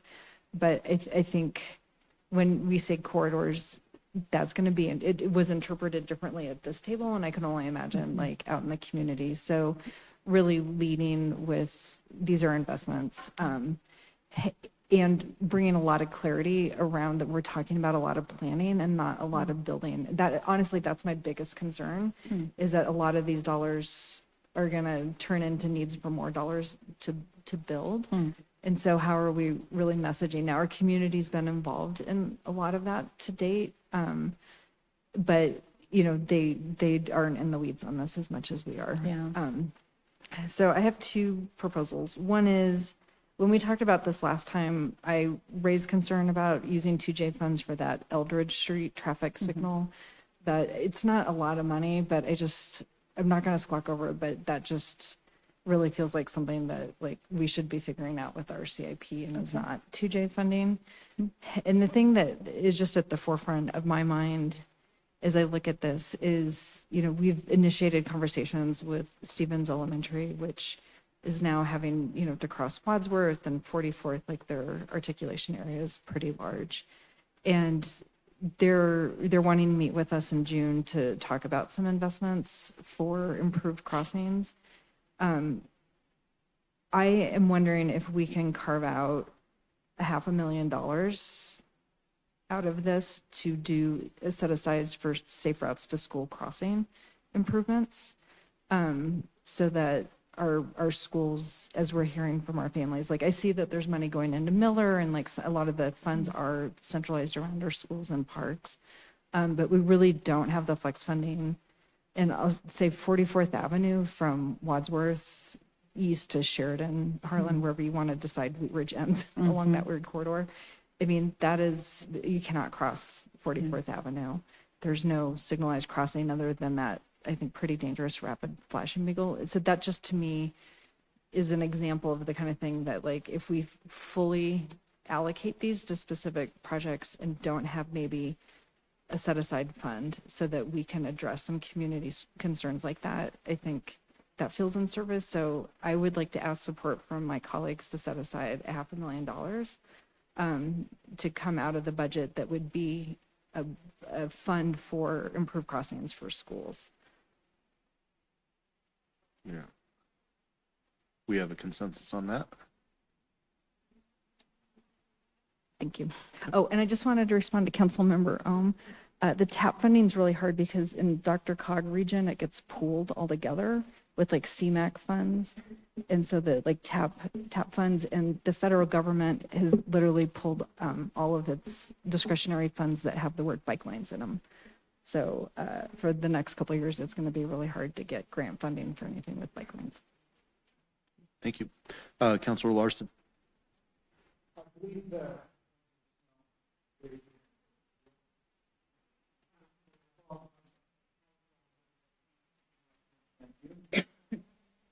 Thank you, Mayor Pro Tem. And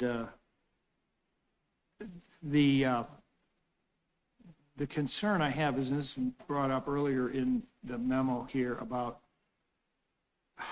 the differentiation between the types of projects we're talking about. And when, during our outreach to the community, we asked people about things like storm drains and other infrastructure things, there was a sort of a differences based on what part of the city they lived in, their interests and whatnot. And I think that makes a lot of sense. And the concern I have is that the sort of infrastructure improvements that were included in 2J are being, I think they're being de-highlighted. I'm not exactly sure how to put that, but when you think about it, we are asking 2J asked people to continue the sales tax that had been in place for a few more years to pay for these bike lanes, sidewalks, some infrastructure, and that money is now being allocated based on the projects that have been in place for a while, and they're being, those trains is sort of leaving the station, but when we look at important things like storm drains that obviously we're having issues with right now, which is sort of the thing with emergencies. If you could predict an emergency, it wouldn't be an emergency. And so we don't know how many of these storm drain collapses are going to pop up over the next year. And so we've got to be very careful that we don't leave ourselves in a position where we're having several things happen at once and trying to find the funding to manage the repairs. And getting back to my original point,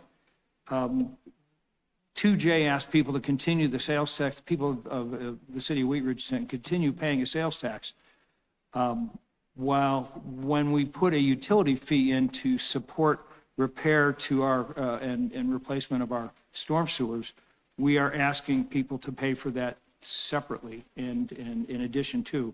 So I guess the question is, we're prioritizing some things that may not be fully supported by all of the things that we're asking people to pay for, particularly when we talk about a utility fee that will affect all residences and businesses in the city. And so I guess this is going to take a long time to really kind of get all the details through, but I just want us to be concerned that our priorities, when we talk about important things like storm drains that are collapsing, our priorities remain in the right place. Okay. Councilor Snell? Thank you, Mayor Pro Tem. And I believe most of my questions have been answered. I do have just a couple of clarifying question on the list of prioritized sidewalk segments. About halfway down on Pierce Street, there is Pierce Street West, 33rd Avenue, and then part of the wording is cut off, and I was just curious. It says the north corner of 33rd Avenue and south to... Oh, I'm sorry. I have my presentation. Oh. Hold on. I'll look at that. Sure. I was thinking, that's great. I'll just email you as a question. I should have just done that anyway. The other question I have is, when is someone said this, and I just didn't write it down. When is the second disbursement, the second tranche for the 2J funds? We haven't planned it yet. I think we were looking at 27 or 28. Okay. We sort of put it out in the out years, but that we don't have timing yet. Sure. A lot of it's going to depend on the market too. There's a lot going on right now with this administration about eliminating the tax exemption for municipal bonds or the market in general. So Right. I think we're just going to have to wait and see. Got it. Okay. Thank you. That's a really good topic for this group to pay attention to. Yeah. Okay. Thank you. Councilor Hoppy? Thank you, Mayor Pro Tem States. Director DeAndrea, I do want to just say that there is a potential. I have our Renewal Wheat Ridge meeting tomorrow night. And so if you could email me about the 44th and Tabor traffic signal and the 44th Avenue and Eldridge traffic signal. Sure. We have in the past supported traffic signals through Renewal Wheat Ridge. And I just wanted to, I was going to ask Mayor Pro Tem Stites if he had anything he wanted to add. So I'd like to ask for a consensus to move forward with proceeding with the proposed project list as detailed in the memo, with the exception of at staff's discretion to find $500,000 to set aside for safe routes to school crossings, which we already got consensus for, but then to move forward with the rest of it. I see a consensus. Thank you. All right. So that was consensus to move ahead plus the 500,000 for safe routes to school. Okay, thank you. Before Maria leaves, tonight is Maria's last meeting with the city. Oh, sorry, but I think we all just want to give her a huge round of applause and a huge thank you for everything that she has done. We have some tough things ahead of us. That was part of the conversation tonight, but we are in such a better, making me cry too, and I'm not a cry. We are in such a better place because of Maria. When I look at the zones up there, I'm like, this is so exciting. We're so much more organized.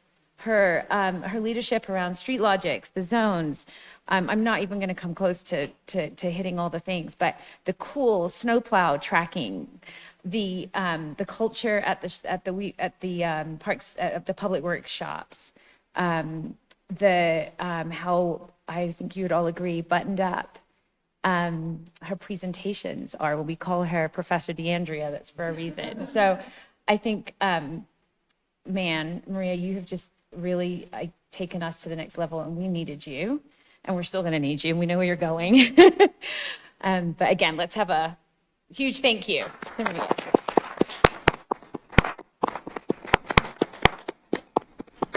Thank you, Director DeAndrea.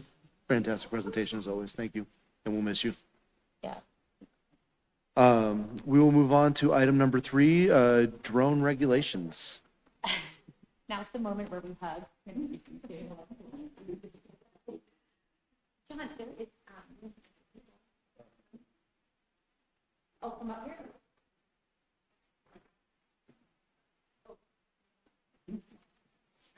Hey, Chief.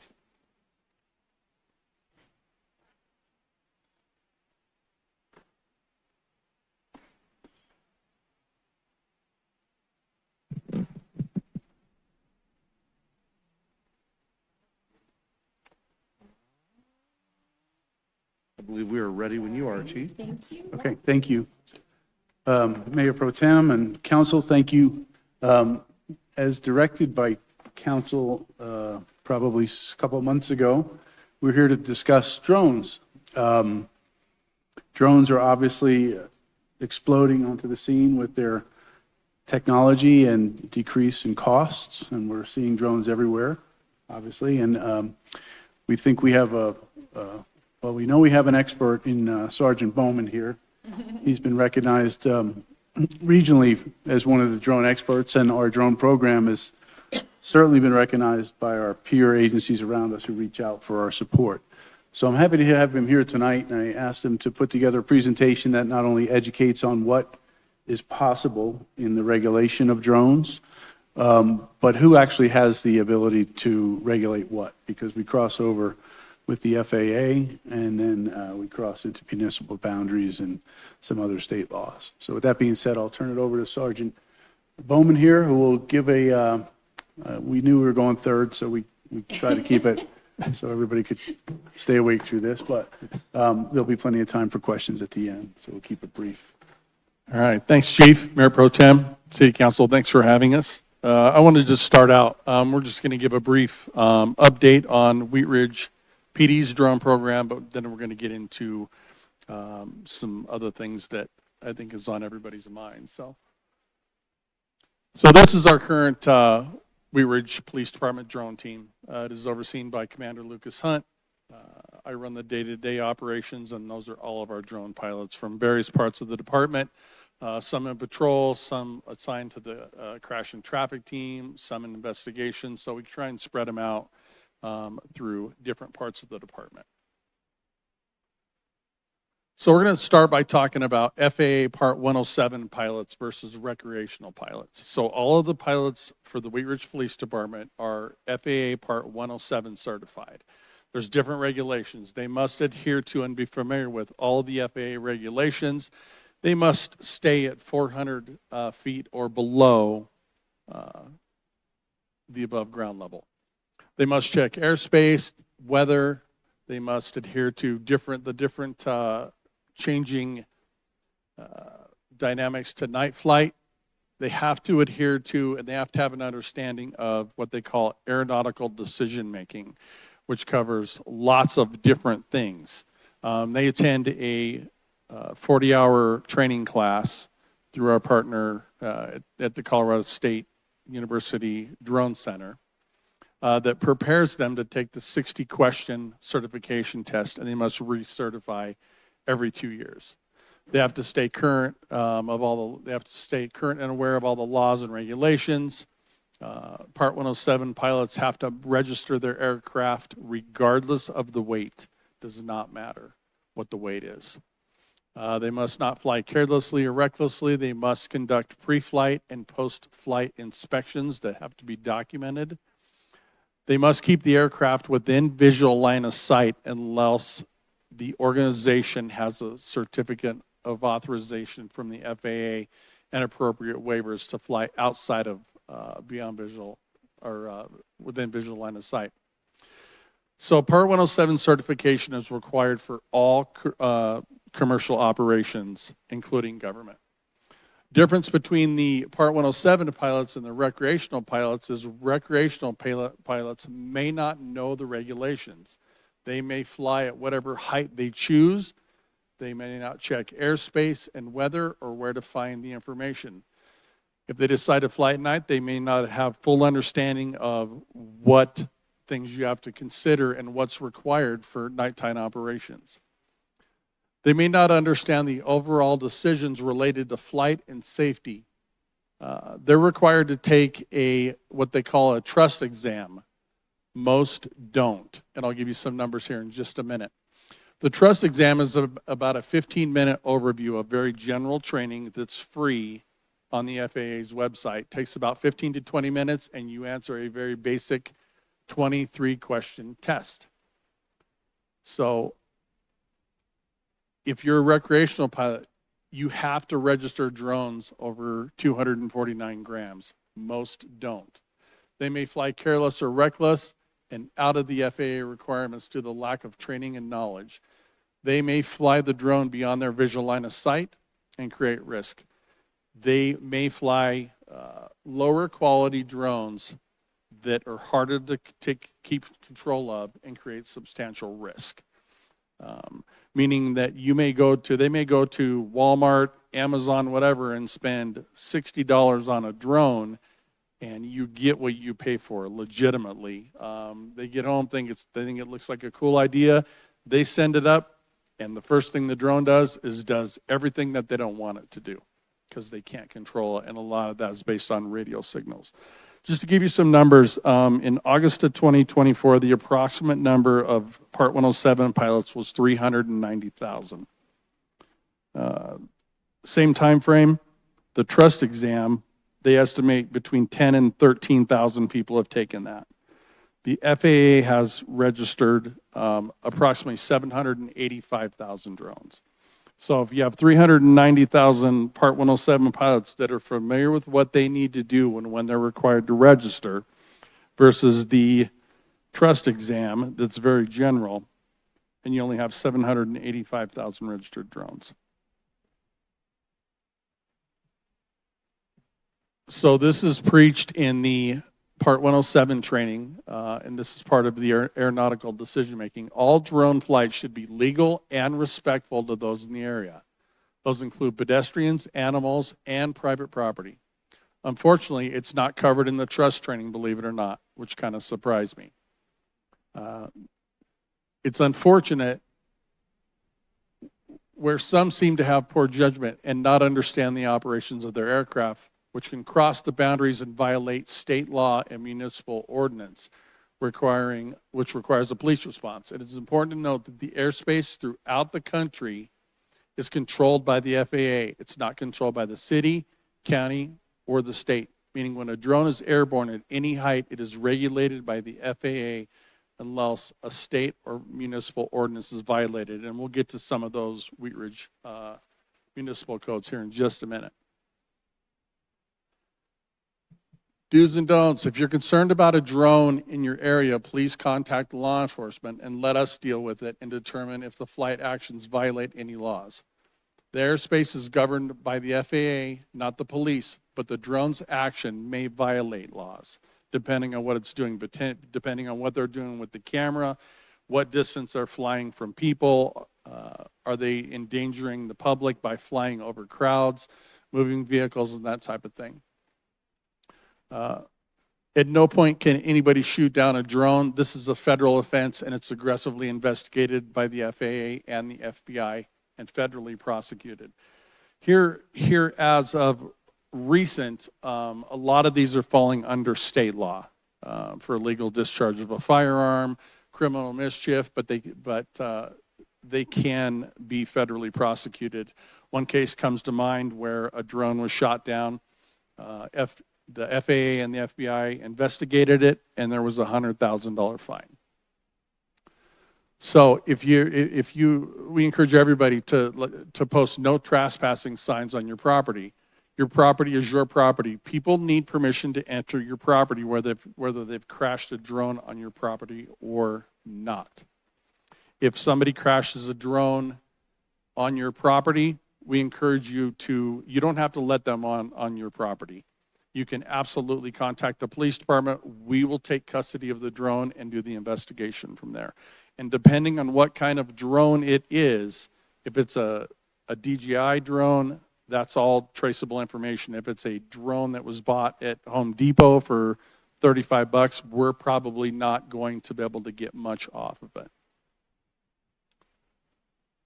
So some of the applicable laws for Wheat Ridge. 1741, flying objects is under the Parks Code. It doesn't say drones specifically, but it does cover model airplanes, rockets, horseshoes. I think that it falls into this, meaning that you can't launch or land from a city park. But what you can't control is if they launch across the street from the city park and fly over the park, because that's managed by and regulated by the FAA.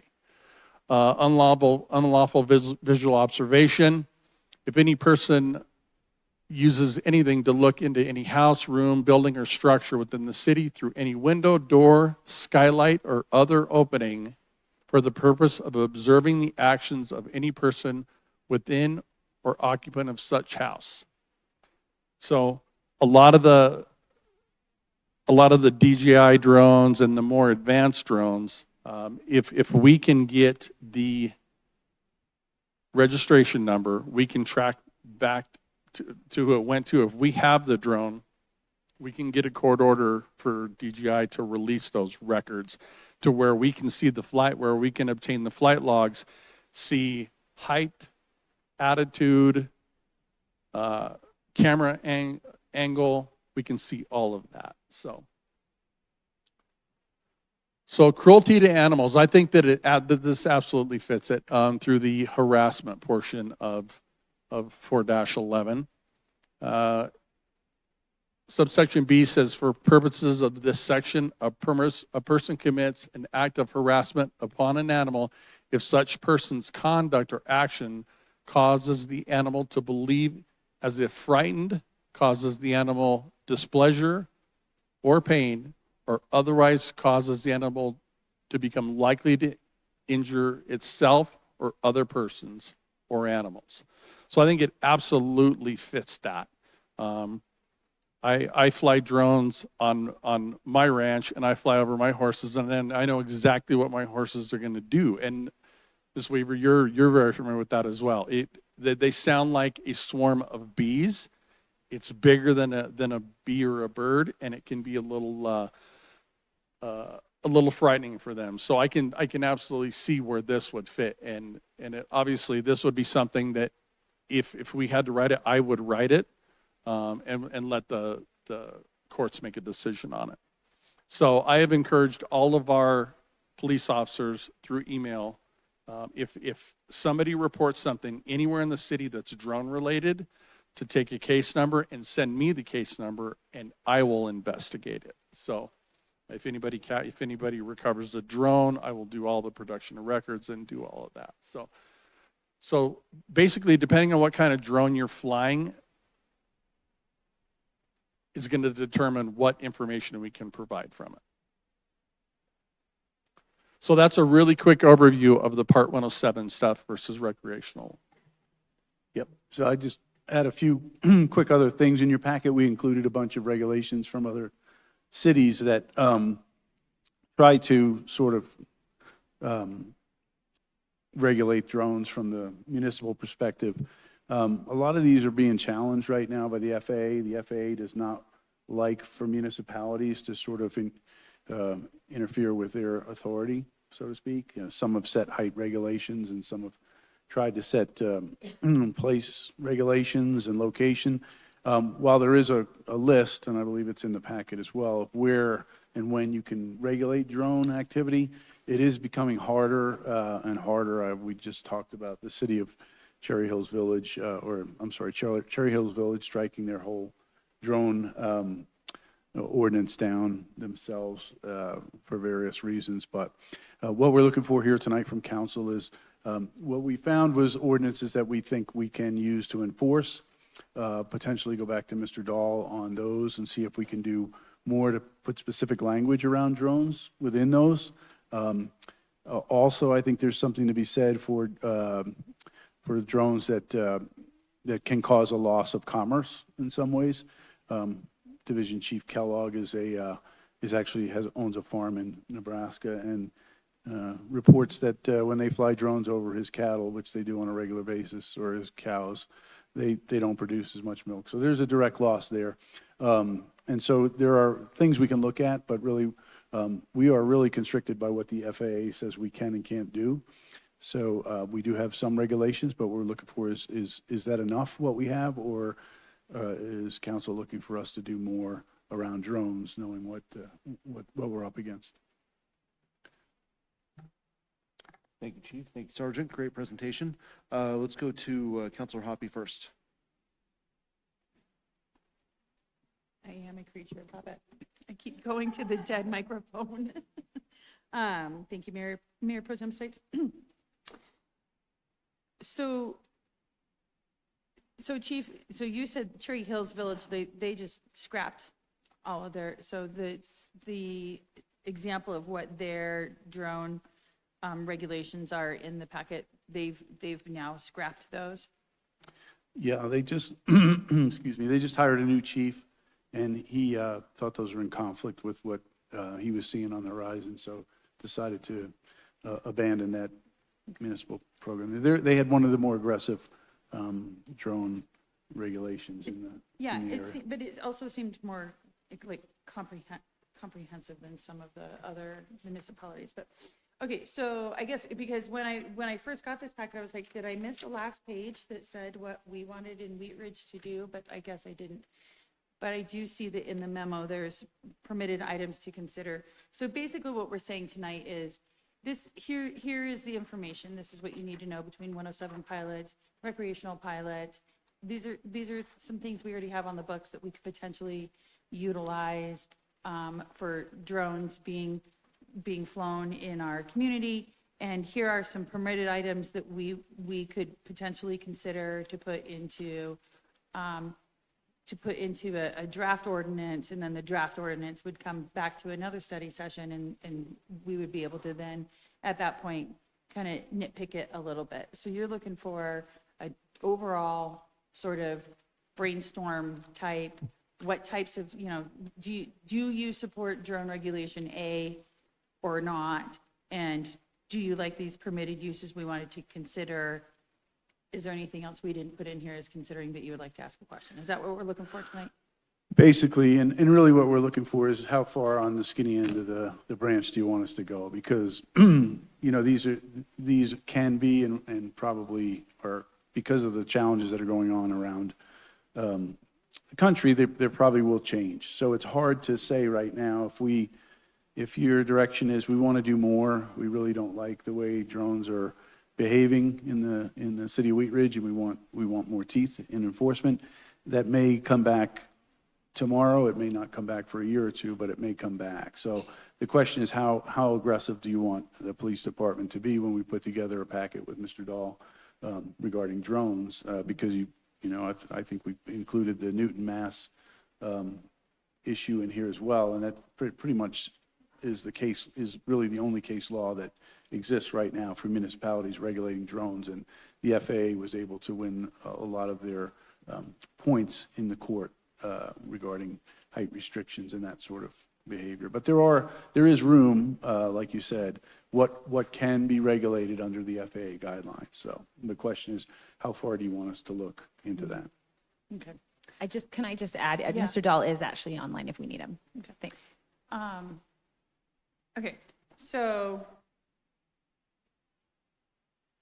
I guess for me, when we look at future regulation around drones, I want to make sure that we're still able to have insurance companies look at our roofs remotely, for people to be able to do like the filming of events, or like, I would like to be able to, I have my foster son will be getting married in my yard soon, and I'd like to make sure that it'd be okay that we had, a drone covering kind of the property and like doing a film for that. Like those types of things I want to make sure are still available.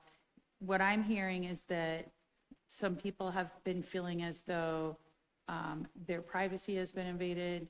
There's concerns with livestock, and we want to make sure that there's safety around emergencies, like when the police or fire are on site.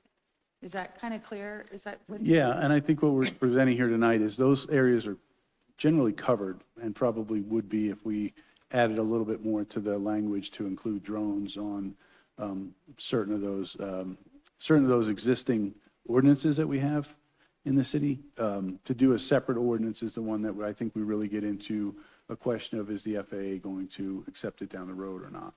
And so, yes. And, to add to your point, people are finding more and more uses for drones. So anticipating what the next evolution of drones is almost impossible right now.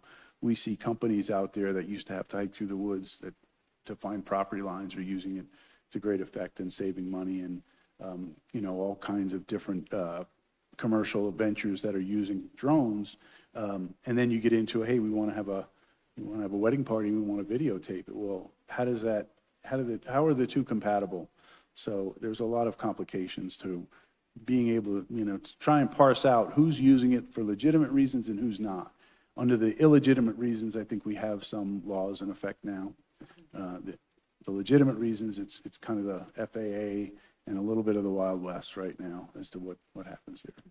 All right, well, I would say that I'm supportive of the permitted items to consider that you put into your memo, and that I feel that what I would like to see is, with that small amount of direction that we really have, I would like to see where you guys really end up with in an ordinance, and just kind of see. I support you putting together an ordinance with our lawyer, with Mr. Dahl, but and I look forward to looking at it in the future and being able to ask some questions on could we go further or not. But I don't think that you should have to sharpen the pencil too sharp on the first draft. Just to be clear, so just work within what the FAA guidelines are, and let's not push the boundaries too far yet until we talk about it again. Yeah, and add the things that we have already in our, in our code to be able to do some regulating, like being able to put all that into one place around drones, I think is it's a good start. Okay, thank you, that's clear. Thank you. Councilor Weaver. I just want to clarify, for those of you who don't know why this came up. This came up because I had many drones one weekend flying over the farm, and they were flying low and they were scaring animals. And it does impact life on a farm and the productivity. But it's also a surveilling issue as well, when drones are that low and all of the other things. So I just want to thank you both so much for spending the time and to explain, because there's a reason that they put the sign up that said tonight that we shouldn't shoot them down, because I was told that I probably don't want to spend federal time. But I am, but I think the issue is this fine line between surveilling and what we want to do with drones. And so I just really appreciate having the conversation with you all, because I don't even know if we need an ordinance per se, because I think the things that you brought up were really helpful in sort of adding drones to that language, but just sort of being aware, because one of the things that I found in asking all these questions is we don't have a lot of regulation around it, and all of these things that the FAA really has control. And even to the point that you can put a no trespassing sign, but that doesn't dictate people flying things over or surveilling. And so I really think the scaring of animals and maybe the beefing up of not just looking in windows, but like for me, I do everything outside at my farm, if that makes sense. And so there isn't sort of looking in barns, but you know, I don't know if there's any way to sort of talk about what does surveillance mean? Because and it's interesting because, you know, you can not launch it from public space, but they're really, the private property is this gray area. And so, of course, people see an open area like the farm and it's just entertainment that then, of course, is getting posted online and things like this. So it just becomes this really sort of fuzzy area of are those images theirs? Are they mine? Are they, if they're of me? You know, it makes me sort of want to walk around naked and you know, just give people a show. No, I'm teasing. I won't shoot them down. I won't walk around naked.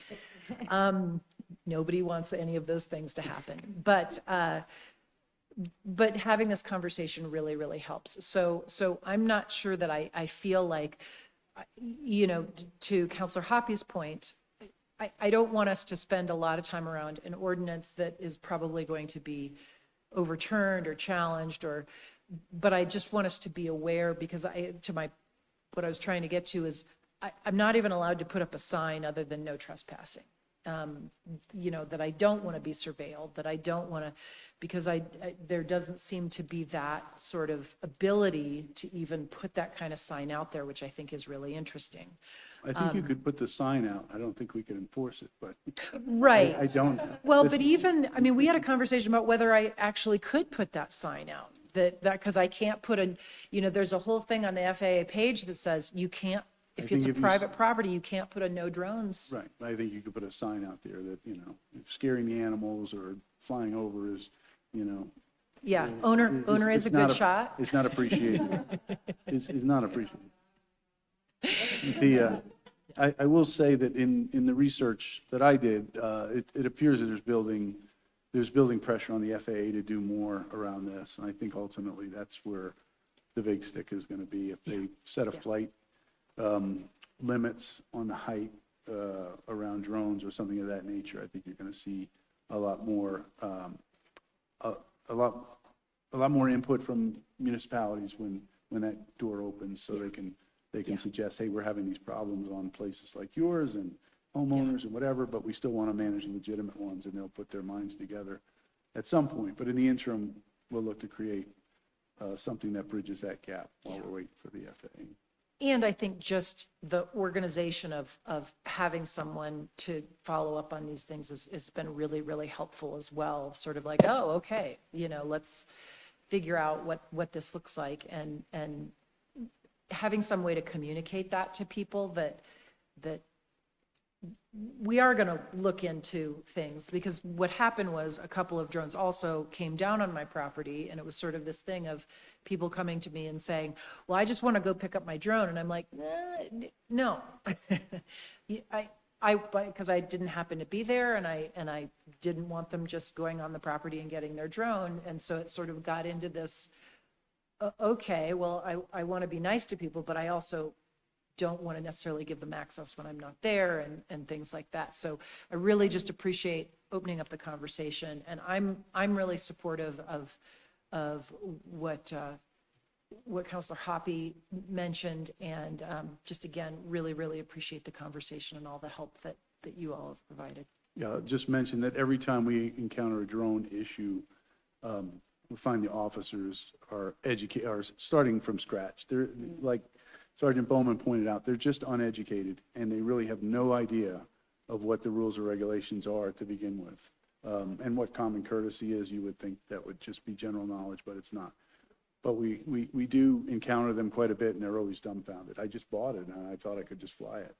And so that's the business end of that, is not doing a good job of educating when they sell that product. Thank you. Counselor Dozman. Thank you. So I have a few questions. When we're talking about recreational drone use, are we talking about even the small ones that children receive as gifts? Or does it really just depend on the size and weight? So that would be a recreational drone. Okay. Versus the Part 107 pilot. So that would be the kiddo that got the drone for Christmas and wants to go fly it, and so. Yeah, so we're talking about even all of those little Yeah, small, I mean, that's my son who Thinking about crashed the little his drone Yeah, my on son, his first my son flight, has you know? received one too, and it crashed on his first flight too. Yeah. So, You talking about the little colorful ones that don't have a camera? well, I mean, I don't think the ones that my kiddos have received have cameras. So is that like where it kind of crosses the line No, of once So- once it takes off, it's once a it It's takes a drone, off? it's a okay. drone. Like if it's remote controlled drone, it's a recreational use, and it apply like all of these FAA rules apply. It's about the airspace is really, Okay. is what it's about. Okay, that helps me as a mom of all boys. Thanks. My other question was in regard to how does the FFA challenge? Are they pretty rigorous in how they challenge municipal laws? I don't know if they're Or it rigorous, depends. John, but the ones that have come up, it's usually because somebody brings it to the FAA's attention and says, I'm wrongfully accused in court of violating the law, and then it becomes a challenge, and the FAA will say, no, or the judge will rule that this is FAA's Jurisdiction. bailiwick, and it's not yours, so you can't. And I think that there was a 2017 case in your packet that was challenged, and the court ruled against the city and for the city, like on different aspects of what their laws were. Okay. And then how prevalent is this issue within Wheat Ridge? Like how many calls and how many, I mean, no. Minimal, Okay. very minimal. So this is just us trying to get ahead of the technology as it advances, it becomes like. Yeah, I think so. I think that like the way drone flight looks right now and airspace usage right now in May of 2025, in August of 2025, who knows, it could look way different. There's what the FAA calls their FRIA areas, federally recognized identification areas, where you can go fly a drone. Like right now, all drones have to have remote ID. So all of our police department drones, all of my personal drones, they all have remote ID. The idea behind that is that if somebody's flying over your farm, you should be able to log on to a site and see exactly where the pilot stands. So you could actually go to the pilot and say, you're flying over my farm and you're too low, what are you doing? It doesn't work that way. Like I have tried, and I try it every month, I try different drone tracking apps and software, and we can put our police department drones up that I know have remote ID on. And I can watch our drone and not see it through the app. So I think it's a lot of it's, the idea behind it was good. I just don't think they thought far enough ahead of, okay, cool, now we're going to require this with this theory behind it. How are we going to implement somebody being able to see where the pilot is? There is systems out there that can detect drones and tell you exactly the remote ID number and all that stuff. They're several $100,000 a year to start that program.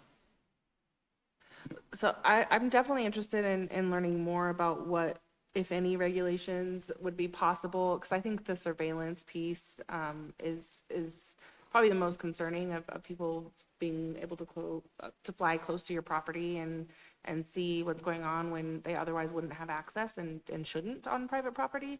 I do think that if we're looking to be more restrictive, that maybe we consider an area like Arvada has where like you're able to fly them. Yep, you're free. So to like give them a space where they can go and grow their community and fly drones together and have it be a-okay. Thanks. Yeah, just to that question about, or do we have a big problem? No, but they do tend to congregate in areas of interest, like along the stream beds and in the parks. So they just haven't proliferated, and farms, and open spaces where they can fly around and see their drone. So they don't want to fly it in a neighborhood where they can't see it and they lose it. But they will when the technology continues to increase and they don't need to see it. They're more confident in these inexpensive drones. So. And we've fought that same battle. We've had incidents where we've had a law enforcement drone in the air for a legitimate emergency purpose. And what do we see come in right next to it? Another drone. And when that happened, I called, we have a special law enforcement number for the FAA, and it was when our program was new. I called the number and said, what can I do about this? And he said, watch where it lands and go contact the pilot. Like, they weren't able to provide us any information at all. So I understand what it's like to have that. Obviously, it wasn't animal related, but we have that, as law enforcement, we have that same frustration, as do several other law enforcement agencies have that same frustration that, you know, the first thing people do when they see a drone or a major crash, if they have a drone, they're going to get as close as they can to it. It's the same as if when the FAA puts up a temporary flight restriction, if you see that on your map, the first thing that happens is people go, oh goodness, there's a TFR, let's go see why. And they go fly as close as they can to it, so. All right. Thank you. Councilor Ohm.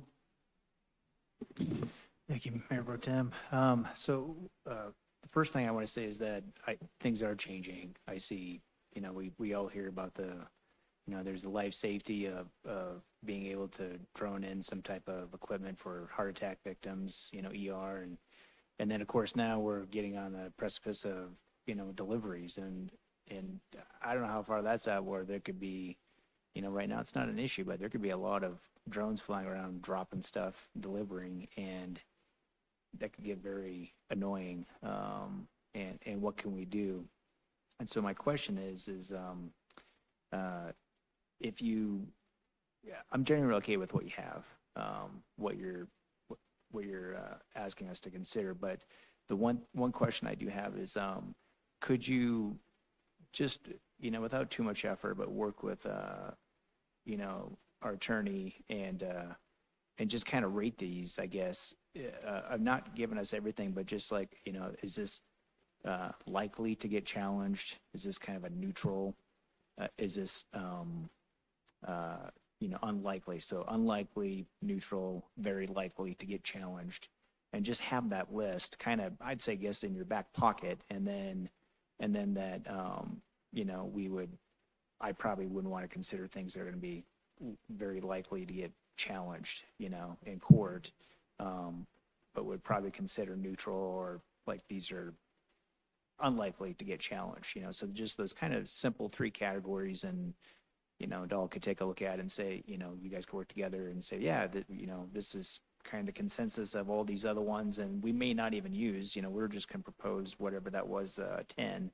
But if we need to, we already kind of have a plan in place that we can start adding some of these down the road, because we already have an idea which ones that we could maybe add on. Yeah, speaking for Mr. Dahl, I'm sure he's enjoying this conversation and the work in the with the FAA that he's about to undertake. Hopefully he will. But we'll list it. Maybe we'll list it as, you know, this one we're sure we can do. This one we're pretty sure, and this one's on shaky ground. And I think he likes to give 3 different options, and I'm sure he'll do something like that if we can coax him into taking this project on. So we'll give you that list and tell you where we think the weaknesses are and where we think we're strong with an ordinance there, if that's what council's looking for. Thank you. Let's go to Councilor Larson. Thank you, Mayor Pro Tem. And the points made earlier about the increase in sheer numbers. I saw something the other day that said the sale of drones will probably double in the next 5 years. They're going to be more and more and more around where we live and work. And I personally appreciate the videos I've seen of the Wheat Ridge Police's use of drones in situations where they're able to go in and surveil an interior of a building as one of the best safety measures I could think of to ensure that when a police officer walks into a building, that it is safe and there's nobody in there that could threaten them. So I think the number of uses from things like police safety to delivery of food, now that one I'm really not sure, but it's coming, and I think we need to acknowledge that. That being said, I have to say that this Christmas, Santa Claus is very good to me. And Santa Claus actually bought me a little baby drone. It is less than a half a pound. And it's, I first flew it around the living room, and the dog barked, and but she got used to it and was wondering if it was something she could eat. But then I took it outside, and I found very quickly that drones that are less than a half a pound, if there's anything more than a slight breeze, they will just go away. So, so it has to be almost completely without any wind at all, completely calm, before you can fly a drone outside. I do have an area behind my home that is a detention pond that is wide open. It is surrounded by trees, and I found that out very quickly, that on a breezy day, a drone will pretty much automatically head to the tree. So I had to get the ladder out and get it down, and that was my excitement for the day. But after I read our briefing here, I went online and got my trust certificate today. I took the half an hour training program and went through the questions. Really aren't that difficult, but you do have to pay attention, and you read each question, and once you answer the questions correctly, you get your authentication token, and it would probably go on, I think I'll put it on Scotch tape on the side of the drone if I can fit it, because it's very small. The way this drone operates is that it has like a video game controller, and then you attach your cell phone to the top, and that links up with the drone, and that's how you record if you're going to record images. I tested out. Everything seems to work, but I'm not a very good pilot, so I need some more time, some more recreational drone flying time to improve my my ability to be a good drone pilot. Again, a recreational drone pilot. It's very clear that there are two types of drone operators. There's recreational and there's everybody else. If you make money using your drone, you're not a recreational user. So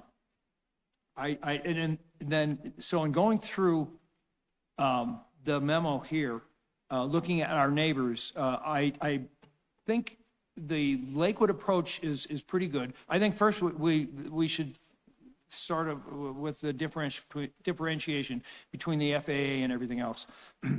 Everything that we look at has to kind of start there. But what I like about Lakewood is that first they make it very clear that you do need a permit if you're going to operate a drone in any city-owned facility, park, or open space. But there are designated flying areas in Lakewood. They have 3, a reservoir and 2 parks, and they do have some prohibited areas in Lakewood, which becomes a little more prescriptive.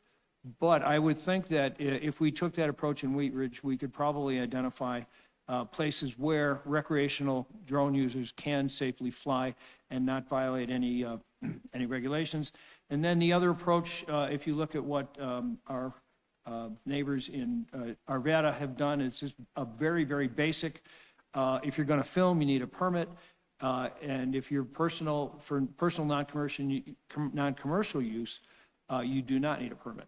And that's basically the about as handoff approach as I could imagine. And then again, looking at the Cherry Hill Village the way they took their approach was basically, we don't want drones at all. You couldn't fly over a public building, you can't fly over a public, private building, you can't fly it anywhere. So I can see now why that was pulled back. But again, I think the approach we take is just sort of a basic, okay, we acknowledge these are out there. We, as a city, can do some things to regulate the safe use of drones, particularly for recreational users. Commercial and Title, I think it's 107, commercial users should get a permit if they're going to be doing anything here, including videotaping ceremonies or events. I think having a permit structure in place, we've already shown that our the ability to issue permits in a timely manner has greatly improved here in Wheat Ridge, so I think that would be a very, very good step. But I do think that we don't want to take too heavy-handed of approach because one of the first things mentioned here in terms of considerations is the rights of users, drone users, to operate recreational drones in places that are safe and in places that will not present a hazard. One of the other things that we have to always be aware of is we want airspace is, again, something regulated by the federal government. And the FAA says that you can't go near an airport, and our nearest airport is 9 miles away. So I don't think we have to be too concerned about that. But I did see an item that said that in Wheat Ridge, we do have a potential hazard when you get near the hospital and their heliport. So I would think that if we do get specific on areas where we want to be careful, where they're operated, that would be the first one. So I do believe that it is time Wheat Ridge put something in place that said that we are aware of the use of these drones. We believe people can operate them safely and not present a hazard or prevent violations of privacy or harassment of animals, and still allow recreational users to be able to operate their drones safely. Just for clarification, does council want designated areas for us to explore, designated areas for drone flight for recreational users? I think it gets back to the idea of a recreational user will tend to gravitate toward treeless, wide open areas. That would be our parks. Yeah. So are we okay operating drones in our parks, or like some cities have said, we don't want them anywhere near any of our parks? So something to be discussed. Yeah. May I chime in, Chief, on that? I just wanted to mention with regard to Lakewoods, I was working at Lakewood at the time, and this came through Community Resources, which is their very big Parks and Rec department. It really didn't come from a public safety angle at all. It came from residents really advocating to have a place a public place where they could use their drones. And so we worked through a public process and selected 3 undeveloped parks. All 3 of those are, there's no sort of playground or improved trails or anything like that in those places. But it was all about that, and it was very much coming up from the community, which I don't believe we're hearing that as sort of an impetus for this conversation, right? I think these are just different angles. You can sort of read, and when you look into the ordinances, you can sort of read through and see whether it was coming through a commercial angle about, around commercial filming, making money on events, or coming through a Parks and Rec angle. That was very much Lakewood. I don't know that PD was overly involved at all in that. It feels a little bit like they were reactionary in each different community to whatever their issue was, like Arvada's. And I would say that one other topic, you talked about the proliferation of drones, but first responders, drones as a first responder is a big thing now, and some of our peer agencies, Lakewood just started it. They will leave a hive on top of the police building and go out and be the first on the call. I'm seeing this, some of the state highways doing it now to get first to a scene of a wreck to see what they need to clear that up. So we're just seeing them auto launched all over the place. And so the frustration that we see in some communities, these the YouTube videos where people are just upset that that drone is on their backyard. I expect we'll start to see more of that as these things progress. I had only suggested a designated area if we were going to be strictly regulating. So that's not necessarily a must-have. Oh, well, From my we can end, talk about but, whether there is a place like that and bring it back to council and see if you're interested in that, but I don't know that we are responding to anything specific with that request. Let's go to Counselor Hulteen. I'm sure everyone wants to hear from one more city councilor tonight. I just have 2 points on this. One is, this really strikes me as a similar arena as AI, in that it's a swiftly emerging technology that is here, like it or not. And what do we do with it, I think is a very much emerging edge of our city. And I appreciate, I think I'm happy to land where the conversation started. I support Councilmember Hoppy's suggestions, especially until we get more, until the FAA figures out their role in this better.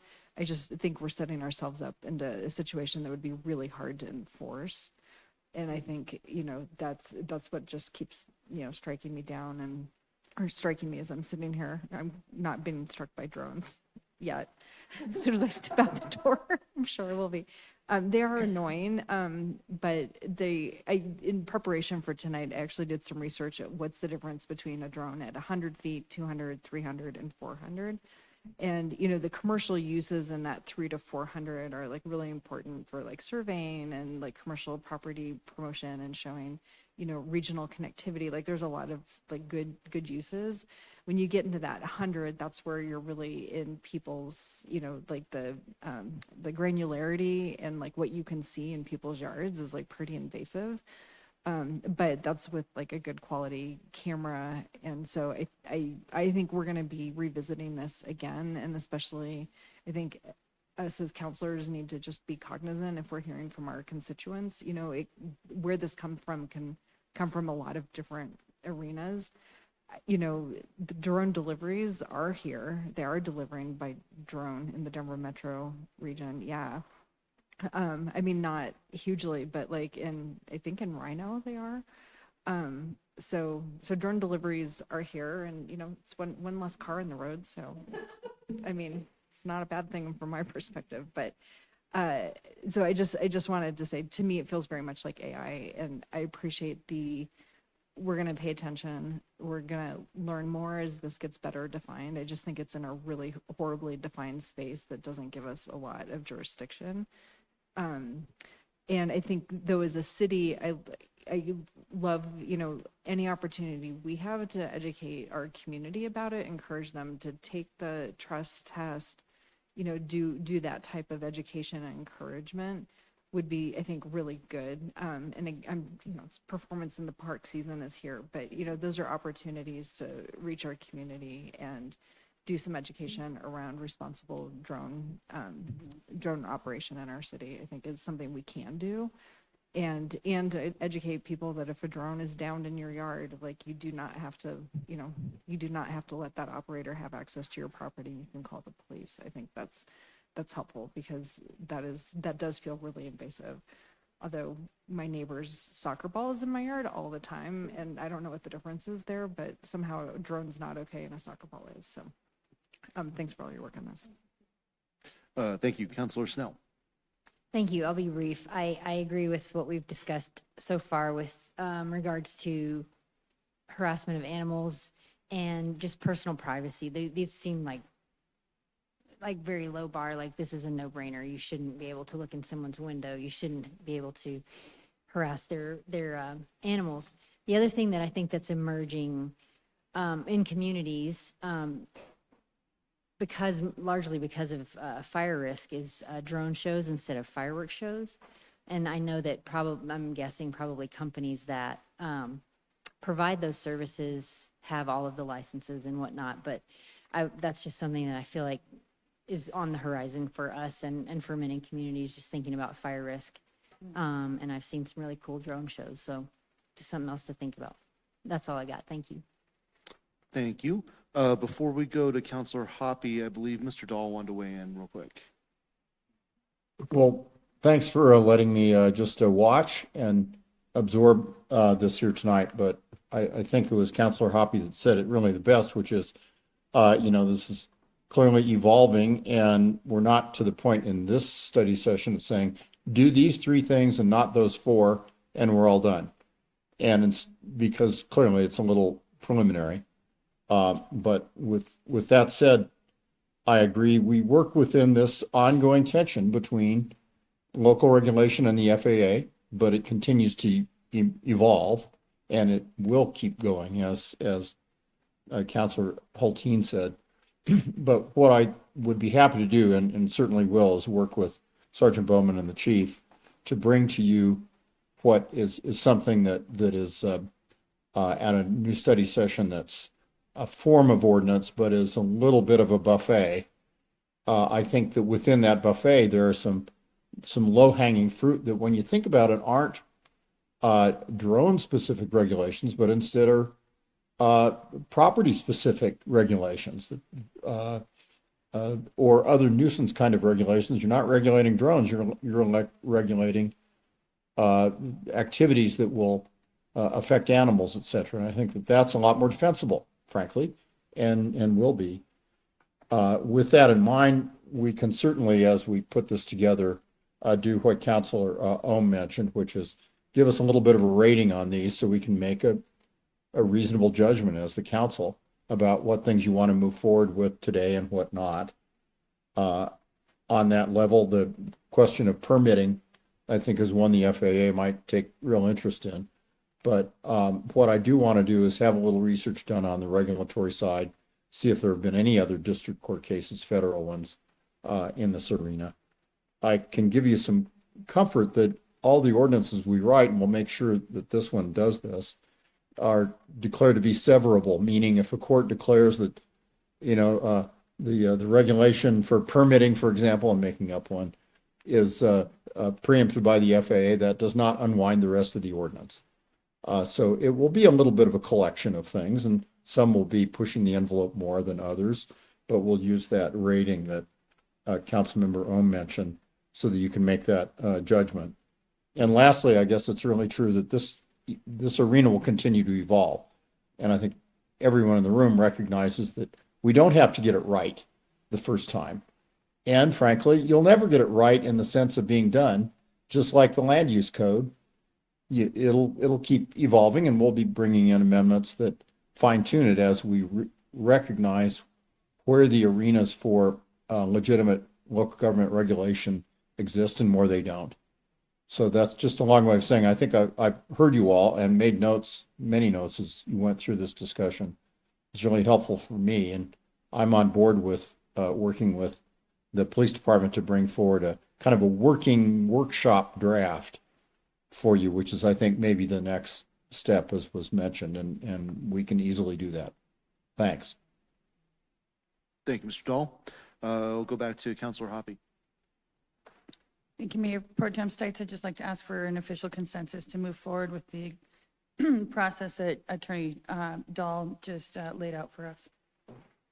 I see a unanimous consensus. Excellent. Anything else, Chief? Thank you. Excellent presentation. Thank you. We will go to item number 4, staff presentations, staff reports. Two very quick things. Thank you, Mayor Pro Tem. Just a reminder that tomorrow, Intermountain Health is holding a press conference at 2:30 p.m.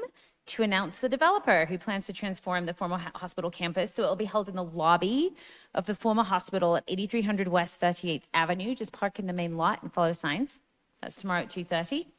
And the second is just a quick update on the car wash. So the business has engaged in an acoustical consultant, an acoustical consultant to complete a sound study and determine mitigation strategies. The timeline is unclear at this point, but we'll obviously keep you all informed along with the neighbors. In the meantime, the car wash operator has limited nighttime operations to end at 9 p.m. They've done that on their own. And they've also engaged the manufacturer of the vacuums to purchase and install a sound dampener for the vacuums.